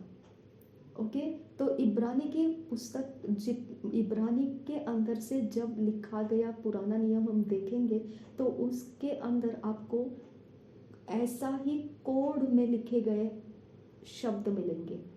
शब्द अक्षरों से जोड़ने के बाद बनता है, तो अक्षरों के अंदर कुछ अक्षरें गायब करके लिखे जाते थे ताकि वो कोड में बना रहे। समझ में आया? तो ये प्रकार का इब्रानी भाषा में पवित्र वचन को लिखा जाता था, जिसके अंदर से एक एक शब्द को गायब करके रखा जाता था ताकि वो कोड में बना रहे, एक क्या कहते हैं उसे, रहस्य में बना रहे। इसके लिए जो लोगों को वो रहस्य को खोलना, उसके अंदर के जो गायब करके रखा हुआ अक्षर को, ओके, उस अक्षर को निकाल के फिर उसका पूरा शब्द बनाना आता है, वो एक प्रकार का स्टडी है। वो क्रिप्टोग्राफी ऐसा उसका स्टडी रहता है, जो आज हम देखते हैं, स्कैन करते हैं, लेकिन स्कैन करने के बाद में हमको क्या दिखाई देता है? स्कैन के पहले तो वो ऐसे दिखता है जैसे एक जाली है, ओके, नेटवर्क दिखता है, ब्लैक कलर के प्रिंट डाला हुआ एक नेटवर्क जैसा दिखता है, एक कुछ तो गड़बड़ी जैसा दिखता है। लेकिन उसको जब स्कैन करते हैं तो उसके पीछे से हमको एक अल्फ़ाबेट जो हमारे समझ में आएगा, वो अल्फ़ाबेट उसके ऊपर लिखे रहते हैं। हम उसका अर्थ तो नहीं जानते हैं, लेकिन कुछ तो लिखा हुआ जो हम पढ़ सकते हैं, वो टाइप का प्रिंटिंग आ जाता है उसके ऊपर। ओके, तो ये क्या है? ये एक प्रकार का एजुकेशन है जिसको क्रिप्टोग्राफी कहा जाता है। वो सीक्रेट रखने के लिए, ओके, गुप्त रखने के लिए इस्तेमाल किया जाने वाला ये एक प्रकार का भाषांतर रहता है। ओके, ये भाषांतर है। हम जो स्कैन करते हैं ना, वो चित्र जिसके ऊपर हम स्कैनर को रखते हैं और स्कैन करके निकालते हैं, तब वो कुछ हमको अपनी भाषा में, हमारी भाषा में समझ आएगा, ऐसा कुछ देता है। तो ये क्या है? छुपा के रखा हुआ सामने आपको अलग दिख रहा है, लेकिन पीछे उसके एक विशेष प्रकार का डेटा है। ओके, विशेष प्रकार का उसके अंदर कुछ एक लैंग्वेज है। ओके, तो ये छुपा के रखने का जो काम किया जाता है, ये काम करने का एक भाषांतर है, ये एक भाषा है, और ये भाषा को क्रिप्टोग्राफी कहा जाता है। जो ये क्रिप्टोग्राफी करते हैं, एजुकेशन लेते हैं, उनकी एक नौकरी होती है, वो एक नौकरी करते हैं। उनका जैसे पोजीशन इंजीनियर की पोजीशन रहते हैं, डॉक्टर के पोजीशन रहते हैं, वैसे क्रिप्टोग्राफी का भी एक पोजीशन है। ओके, तो इब्रानी के अंदर ये हुआ करता था कि इब्रानी के अल्फ़ाबेट जो है, जो अक्षर है, वो पूरे नहीं लिखे जाते थे। उसके अंदर से एक एक अल्फ़ाबेट को गायब कर दिया जाता था, लेकिन जो वो लिख रहा है उस टाइप का अगर किसी ने एजुकेशन लिया हुआ है तो ही वो उसको पढ़ सकता है, नहीं तो वो अक्षर का मतलब कोई भी साधारण इंसान निकाल नहीं सकता है। इब्रानियों के अंदर सिर्फ 22 अक्षर है। इब्रानी की जो अक्षर है, अगर उसको लिखने के लिए जाएंगे तो जैसे एक बिंदु रहता है, डॉट, और जो रेखाएं रहती है, इनका इस्तेमाल करके ऊपर या उसके इर्द गिर्द में बिंदु और रेखाएं लगा के वो एक अक्षर इब्रानी का लिखा जाता है। ठीक है, तो टोटल देखेंगे तो सिर्फ 22 अक्षर है इब्रानी में। एक अंदाज कर सकते हैं आप कि इतने कम अक्षर के साथ पूरी इब्रानी की बाइबल लिखी हुई है, इब्रानी भाषा में बाइबल लिखी हुई है। अगर अंग्रेजी में देखा जाएगा तो हमको 26 अक्षर है, लेकिन इब्रानी में 22 अक्षर है। हमारी भाषा जो इंग्लिश भाषा अगर हम देखते हैं तो 26 अक्षरों को इस्तेमाल करके हम एक एक शब्द को, अक्षरों को जोड़ जोड़ के एक शब्द बनाते हैं।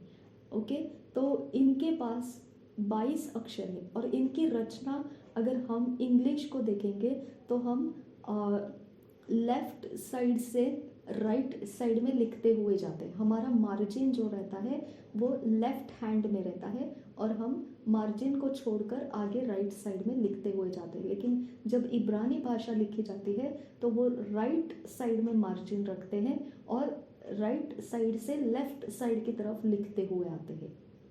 ओके, तो इब्रानी की भाषा राइट साइड से लेफ्ट में आने के वक्त में होता है और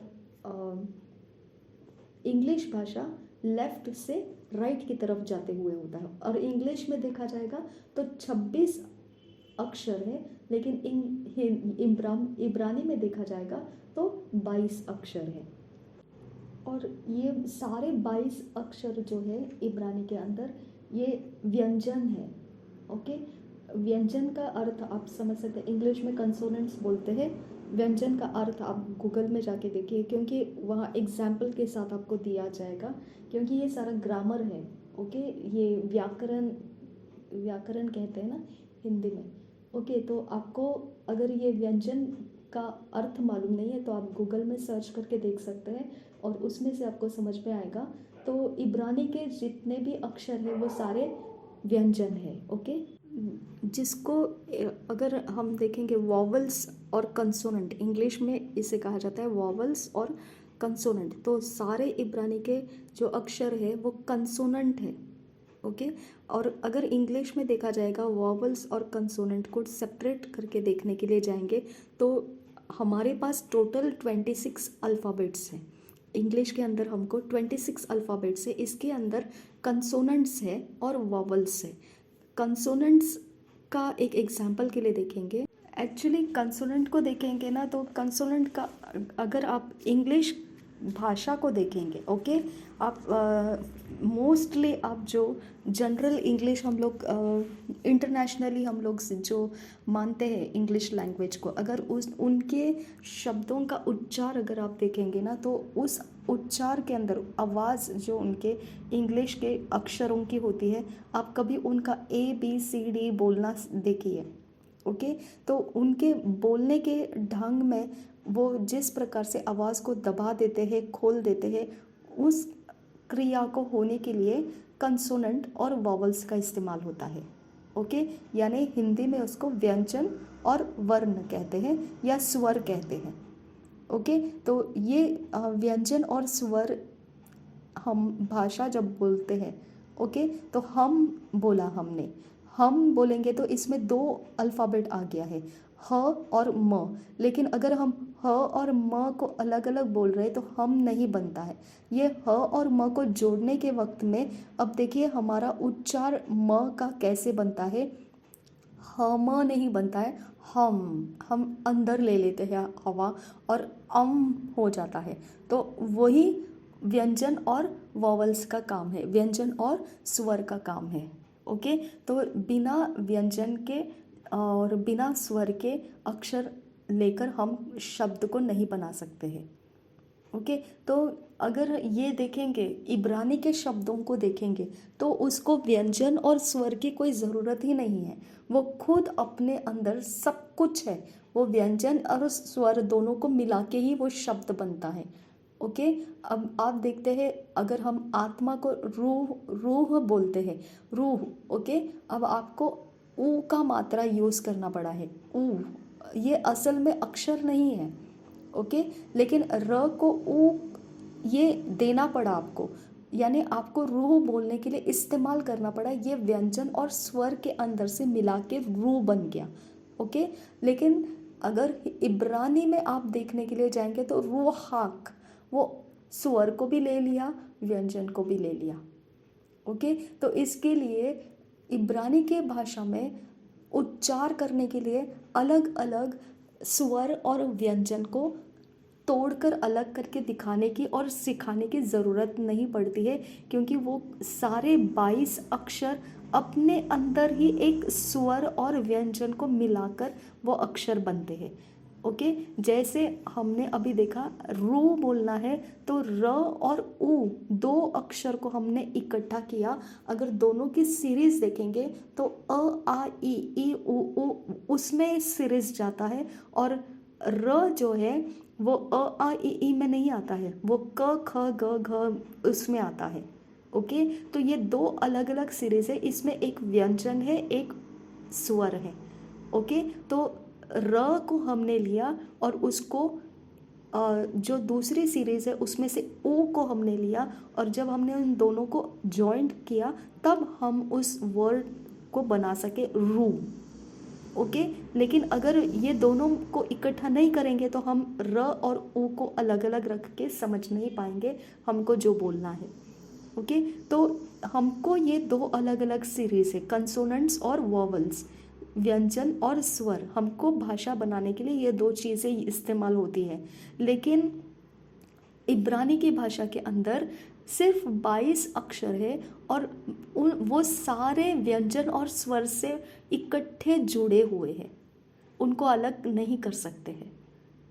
ओके, और इब्रानी भाषा खास तरीके से रेखाओं से और बिंदुओं से बनाई जाती है, या तो वो उसके इर्द गिर्द में या फिर उसके ऊपर या नीचे रेखा और बिंदु से बनाई जाती है। ओके, तो इस तरह से हमको इब्रानी के भाषा को समझना है कि वो खुद व्यंजन और स्वर के साथ इकट्ठी मिलाकर एक अक्षर बनता है। अगर हम अपने इंग्लिश अल्फ़ाबेट को देखेंगे, अक्षरों को देखेंगे, तो हमारा फर्स्ट अल्फ़ाबेट ए है। ओके, और लास्ट अल्फ़ाबेट जेड है। ओके, लेकिन अगर हम देखेंगे तो इब्रानी के अंदर जेड अल्फ़ाबेट फर्स्ट है और ए अल्फ़ाबेट लास्ट है।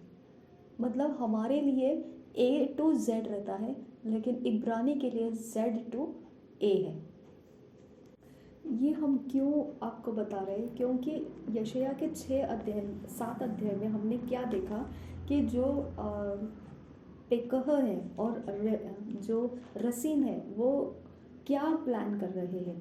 वो यहूदा का जो मतलब राजा है आहाज जो है, उसको उतार कर उस जगह में वो ताबेल के पुत्र को लेकर आना चाहता है। अब यहाँ पे आपको पढ़ के दिखाती हूँ मैं कि उन लोगों का ताबेल ये शब्द कहाँ से आ गया। ये क्रिप्टोग्राफी में से आया है। ओके, यानी जो इब्रानी में लिखा जाता है शब्द, ओके, उसके अंदर से एक अक्षर को छुपा दिया जाता है, और जो वो स्टडी किया है क्रिप्टोग्राफी का, जो सीक्रेट राइटिंग रहता है, कोड राइटिंग रहता है, जिसने उसका अभ्यास किया है, सिर्फ वही उसको पहचान सकता है कि इसके पीछे एक जो छुपा हुआ अक्षर कौन सा है, तब जाके वो सही ढंग से वो शब्द को बोल सकता है। ओके, तो यहाँ पे ये जो कारीगरी कह सकते हैं, इसको एक बदमाशी कह सकते हैं कि उन्होंने ये एक छुपे हुए रास्ते का इस्तेमाल किया था, और उत्तरी ओर से थे वो। ओके, यानी उत्तर की ओर जो इस्राएल घराना था उनकी तरफ से वो ऑलरेडी भ्रष्ट हो चुके थे, करप्ट हो चुके थे। उस घराने के ऊपर से परमेश्वर क्रोध कर रहा था और उनको पनिश करने के लिए अश्शूरियों को भी भेजा था। उस घराने के बारे में बात हो रही है। ओके, तो वो इज़राइल घराना है, उसको अप्रेमी कहा गया। उत्तर की ओर जो इज़राइल घराना है वो अप्रेमी, और दक्षिण की ओर जो घराना है वो यहूदी है। ओके, यहूदा है। तो अप्रेमी लोगों ने मिल के, अरामी के साथ मिल के प्लान किया था। वो प्लान में उनका क्या सीक्रेट था पता है? यही वो जो रमालिया कहते हैं, यहाँ पे पहले वचन में हम देख सकते हैं, उसमें क्या लिखा है? इज़राइल के राजा रमल्याह के पुत्र पेकह ने, ओके, यानी रमल्याह के पुत्र पेकह ने, ये रमल्याह का पुत्र था पेकह। ओके, और यहाँ पे अगर आप देखेंगे 6 वचन में, 7 अध्याय के 6 वचन में, उनका प्लान क्या था? अपने वश में लाकर ताबेल के पुत्र को राजा नियुक्त कर दे। अगेन ये ताबेल और रमल्याह जो है वो पेकह की ही बात कर रहा है। ओके, ताबेल और रमल्याह इब्रानी भाषा के अंदर ताबेल ही रमल्याह है और रमल्याह ही ताबेल है। ओके, रमल्याह का पुत्र कौन था? पेकह, और ताबेल का पुत्र भी पेकह ही है। सिर्फ एक कोड वर्ड यूज़ किया गया, एक क्रिप्टोग्राफी यूज़ किया गया इब्रानी की चालाकी यूज़ कर दी गई उसके अंदर, इसके लिए उसके अंदर छुपा दिया अक्षर था, तो उसका भाषांतर करते समय वो ताबेल बना, लेकिन अगर वो अक्षर उसके अंदर डाल दिए जाएंगे तो वो रमलिया है। समझ में आया? तो ये दिमाग चलाने वाली बात थी, इसके लिए 7 अध्याय के अंदर बहुत चतुराई और चालाकी कर रहा था इज़राइल घराना, क्योंकि वो पहले भ्रष्ट हो चुके हैं। ओके, उनके दिमाग के अंदर का सहज और सरलता खत्म हो चुका है, वो बहुत तेज बनते जा रहे थे दुष्टता करने के अंदर। तो उनके पास ये एक आइडिया था, तो उन्होंने उस आइडिया के हिसाब से इब्रानी के अंदर ऐसा लिख के रखा था, लेकिन वो इब्रानी की क्रिप्टोग्राफी जब की गई तब पता चला ताबेल कोई दूसरा नहीं है, वो रमेलिया ही है, और रमेलिया का ही जो छुपा के लिखा गया था वो ताबेल था। ओके, तो वो दोनों एक ही है। तो ताबेल का पुत्र कौन है? पेक्के, क्योंकि यहाँ पे रमेलिया का पुत्र कौन है? पेक्का। ओके, तो पेकह को वो राजगद्दी के ऊपर बिठाने की योजना बना रहे थे। अब समझ में आया? और पेकह कौन है? वो उत्तर जो तरफ चले गए इजराइली है, उसी का तो राजा है वो, इजराइल का तो राजा है वो।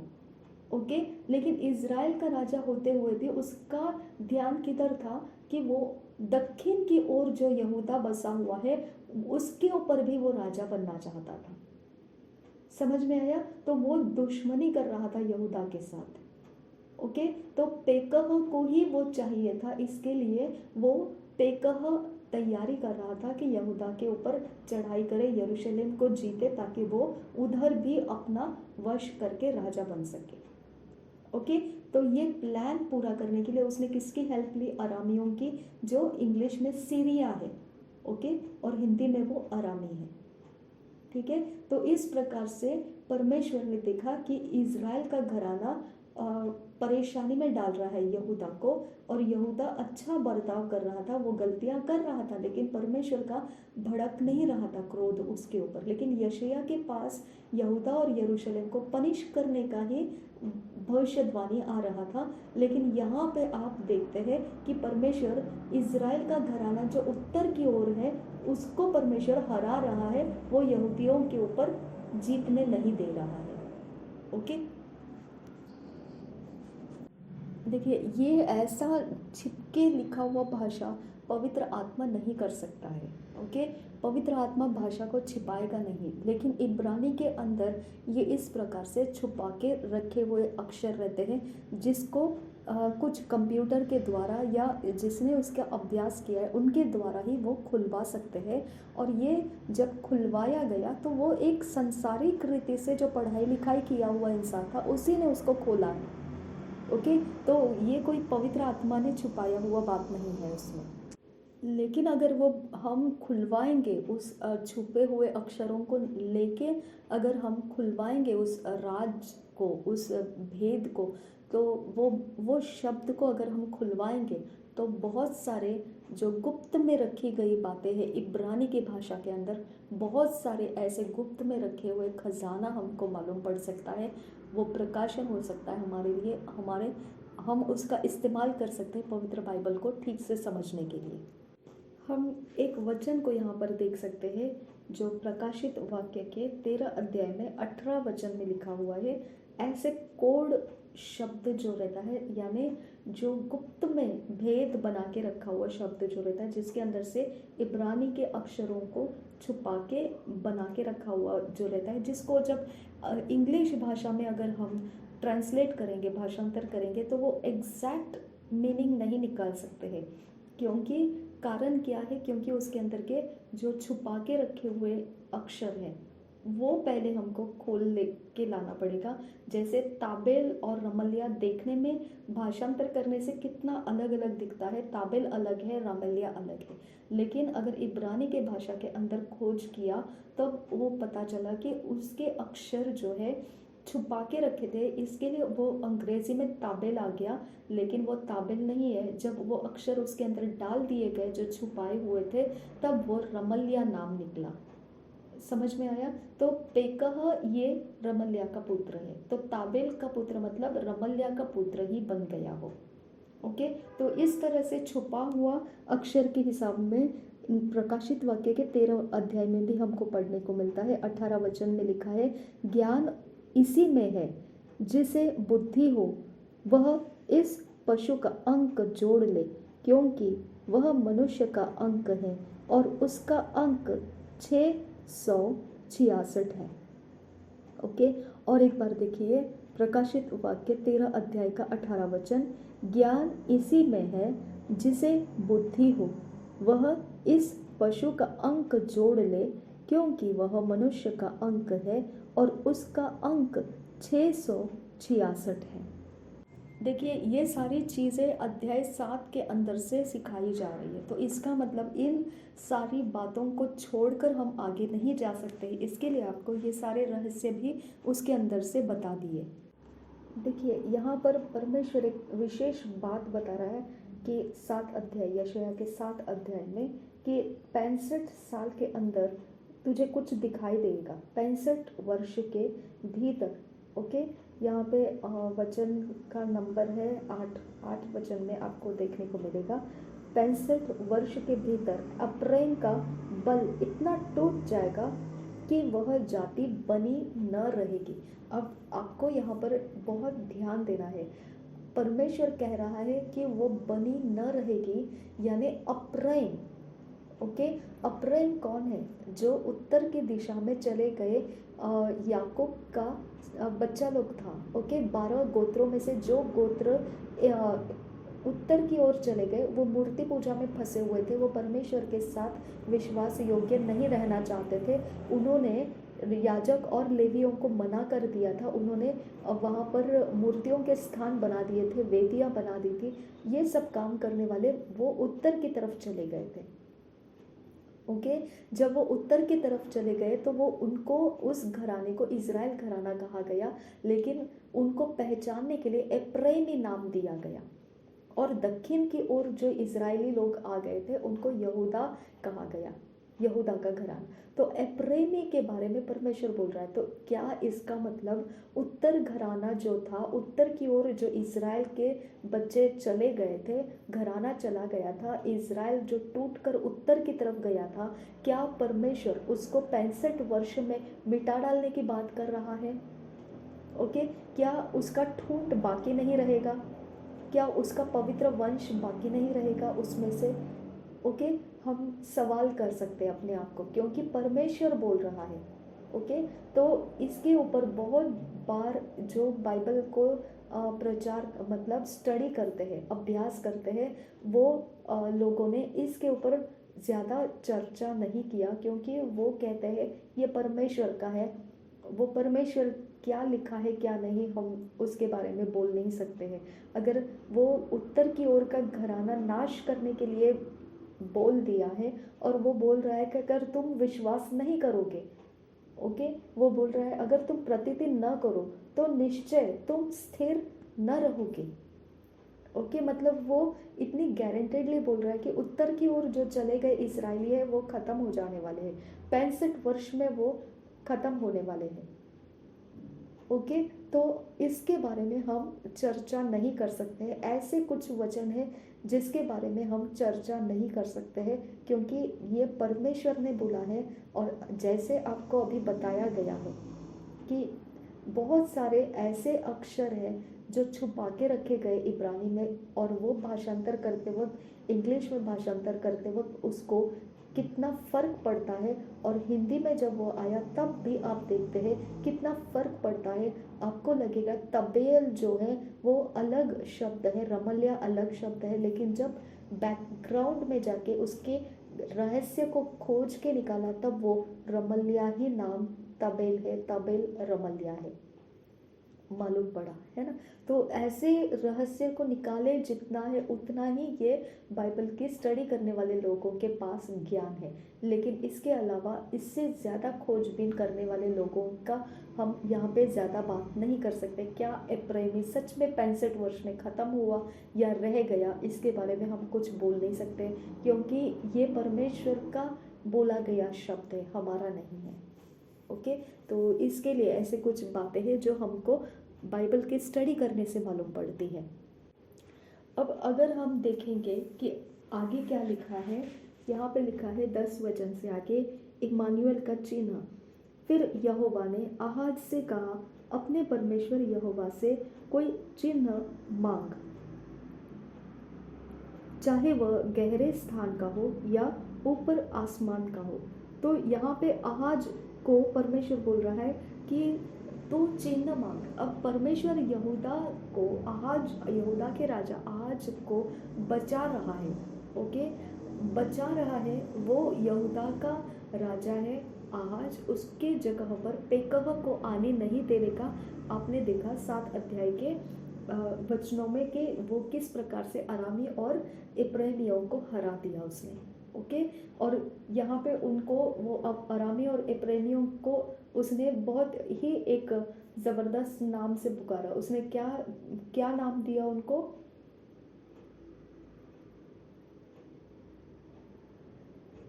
धुआं निकलती लुकटियाँ, 4 वचन में। ओके, धुआं निकलती लुकटियाँ, ऐसा नाम दिया। मतलब वो बहुत ही ऊंचे दर्जे से शब्दों को इस्तेमाल किया था। अब यहाँ पे वो आहाज को क्यों बोल रहा है ऐसा कि तू कुछ तो चिन्ह मांग, क्या प्रॉब्लम है? जैसे हमने शुरुआत में ही मैंने बताया कि उज्जिया जो था उसके बाद योताम का राज्य आया। ओके, उज्जिया का बेटा था योताम। ओके, लेकिन योताम का बेटा आहाज है। तो उज्जिया और योताम ने जितने गुनाह नहीं किए, जितनी हरकतें, गलत हरकतें नहीं की, उतना ज़्यादा दुष्टता आहाज ने किया है। ओके, तो इसकी वजह से आहाज को परमेश्वर ऐसा क्यों बोल रहा है कि पहले तो उसको बचा भी लिया, लेकिन अब उसको बोल रहा है तो चिन्ह मांग। ऐसा क्यों बोल रहा है परमेश्वर आहाज को? हम देखेंगे आगे। आहाज ने कहा, मैं नहीं मांगने का और मैं यहोवा की परीक्षा नहीं करूँगा। तब उसने कहा, हे दाऊद के घराने सुनो, क्या तुम मनुष्यों को उकता देना छोटी बात समझकर अब मेरे परमेश्वर को भी उकता दोगे?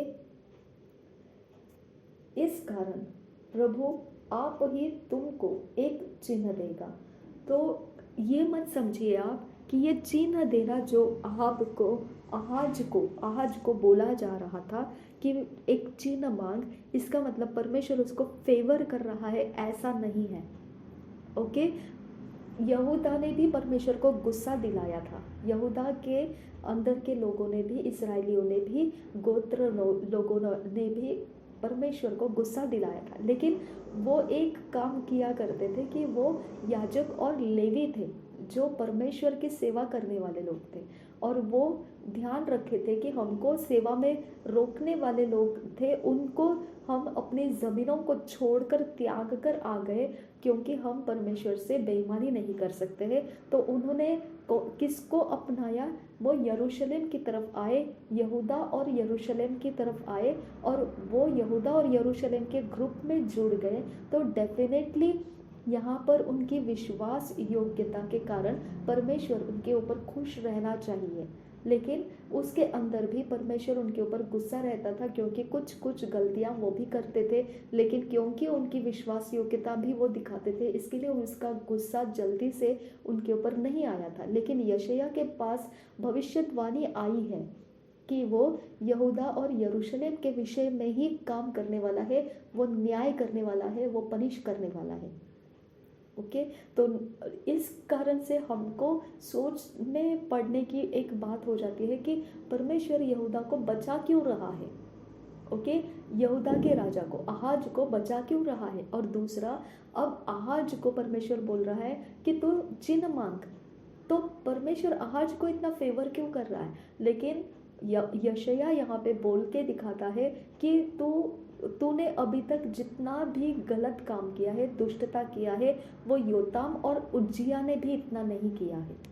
यानी उसकी गलतियाँ, उसकी दुष्टता भारी दुष्टता थी, आहाज की दुष्टता भारी थी, और उस समय परमेश्वर को गुस्सा आ चुका था और वो गुस्से के मारे कुछ काम करने जा रहा था, और उसने बोला तू एक चिन्ह मांग ले मेरे से।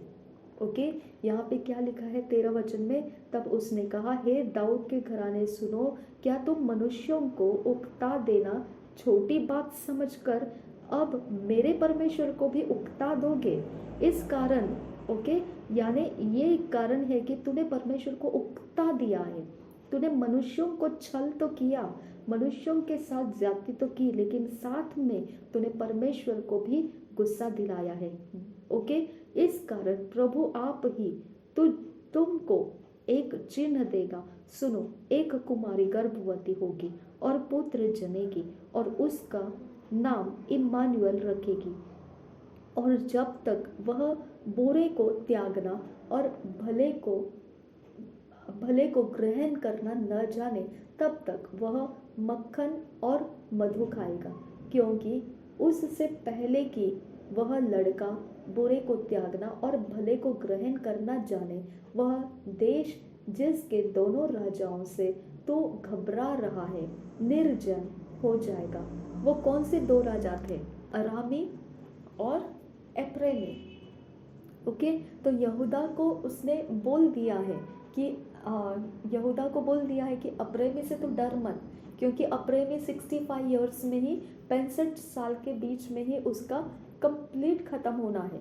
ओके, तो ये दो चीज़ों से जो तू घबरा रहा है, इसके बारे में अब तुझे घबराने की ज़रूरत नहीं है, क्योंकि मैंने इसके बारे में ये एक बात करके रखा है कि एक बच्चा कुमारी से जन्म लेने वाला है। ये एक चिन्ह देता हूँ मैं तो तुझे, क्योंकि 16 वचन लिखा है, क्योंकि उससे पहले कि वह लड़का बुरे को त्यागना और भले को ग्रहण करना जाने, ओके, वह देश जिसके दोनों राजाओं से तू घबरा रहा है निर्जन हो जाएगा।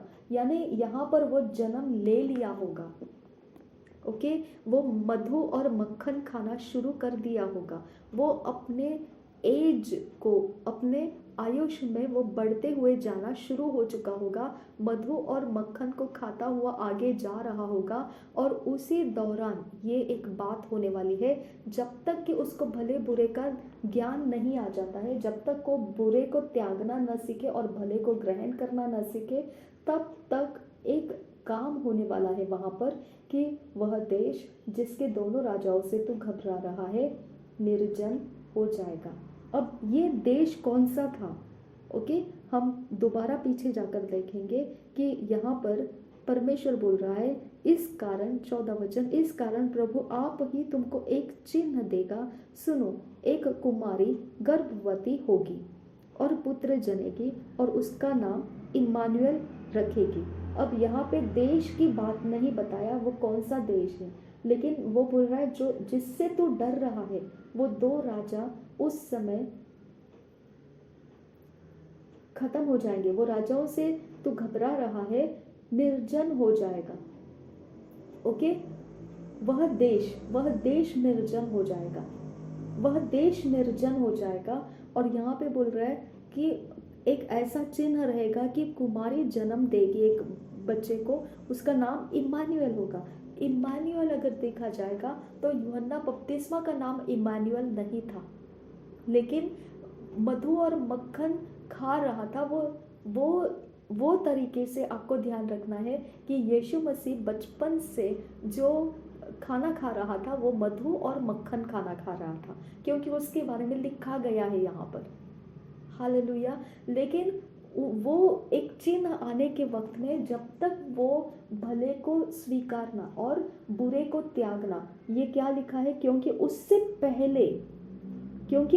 पहले कि वह लड़का उसको प्राप्त करे, भले को ग्रहण करना और बुरे को त्यागना, जब तक वो उस बात को ग्रहण करे, तब तक तो क्या देखेगा, वो देश निर्जन हो गया है।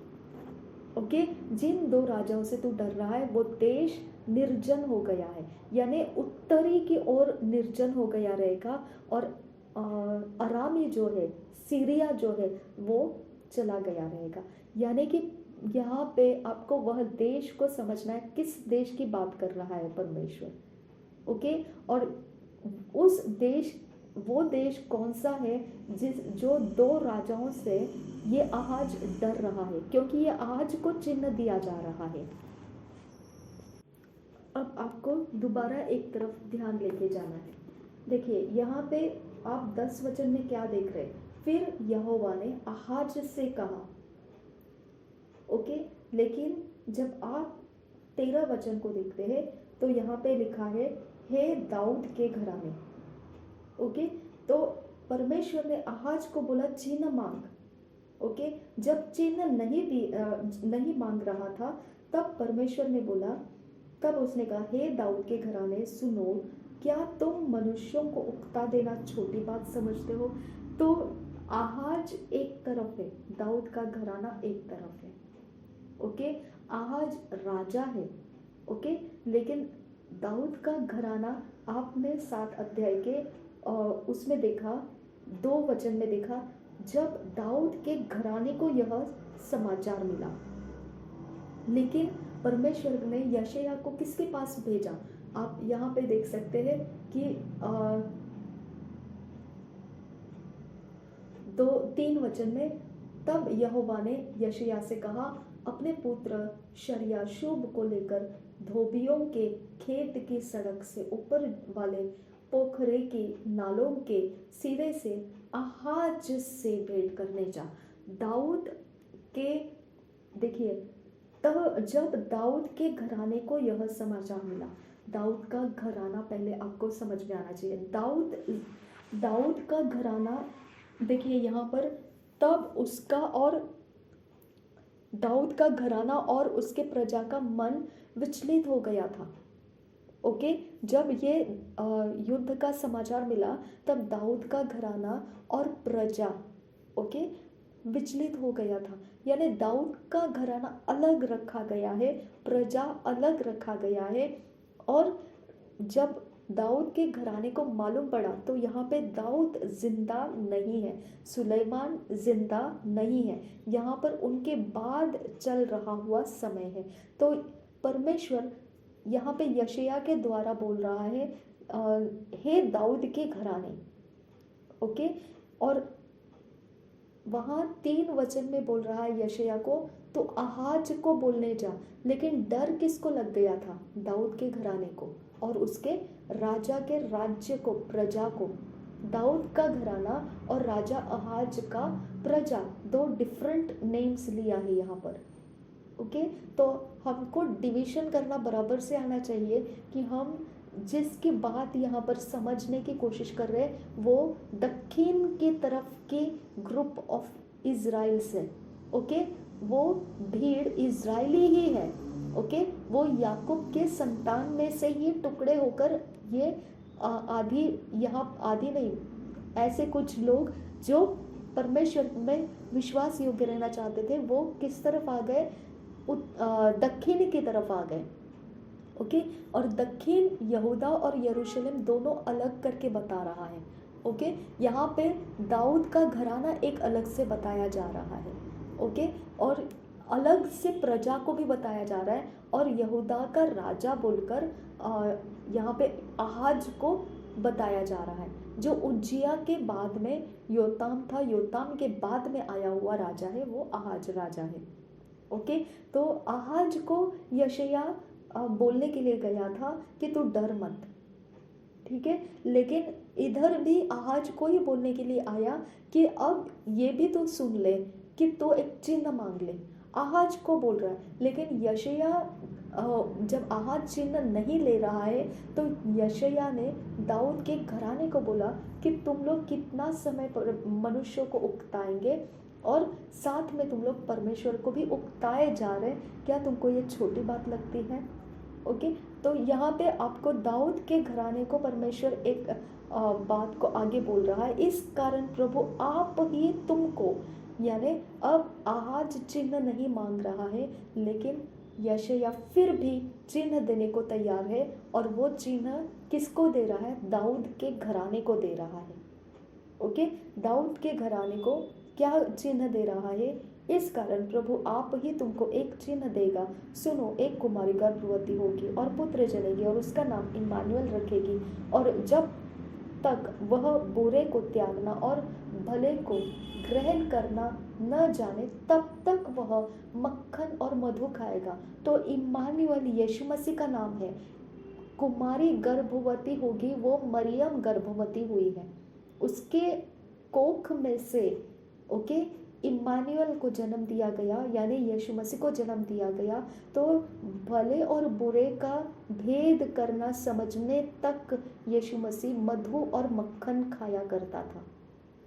ओके, अभी तक उसको वही समझ आया नहीं है। उसी दौरान एक और बात होने वाली है कि वो देश जिसके दोनों राजाओं से तू घबरा रहा है। तो कौन घबरा रहा था? यहाँ दूसरे वचन में दिया है, दाऊद का घराना और प्रजा का मन कांप उठा, जैसे वन के वृक्ष वायु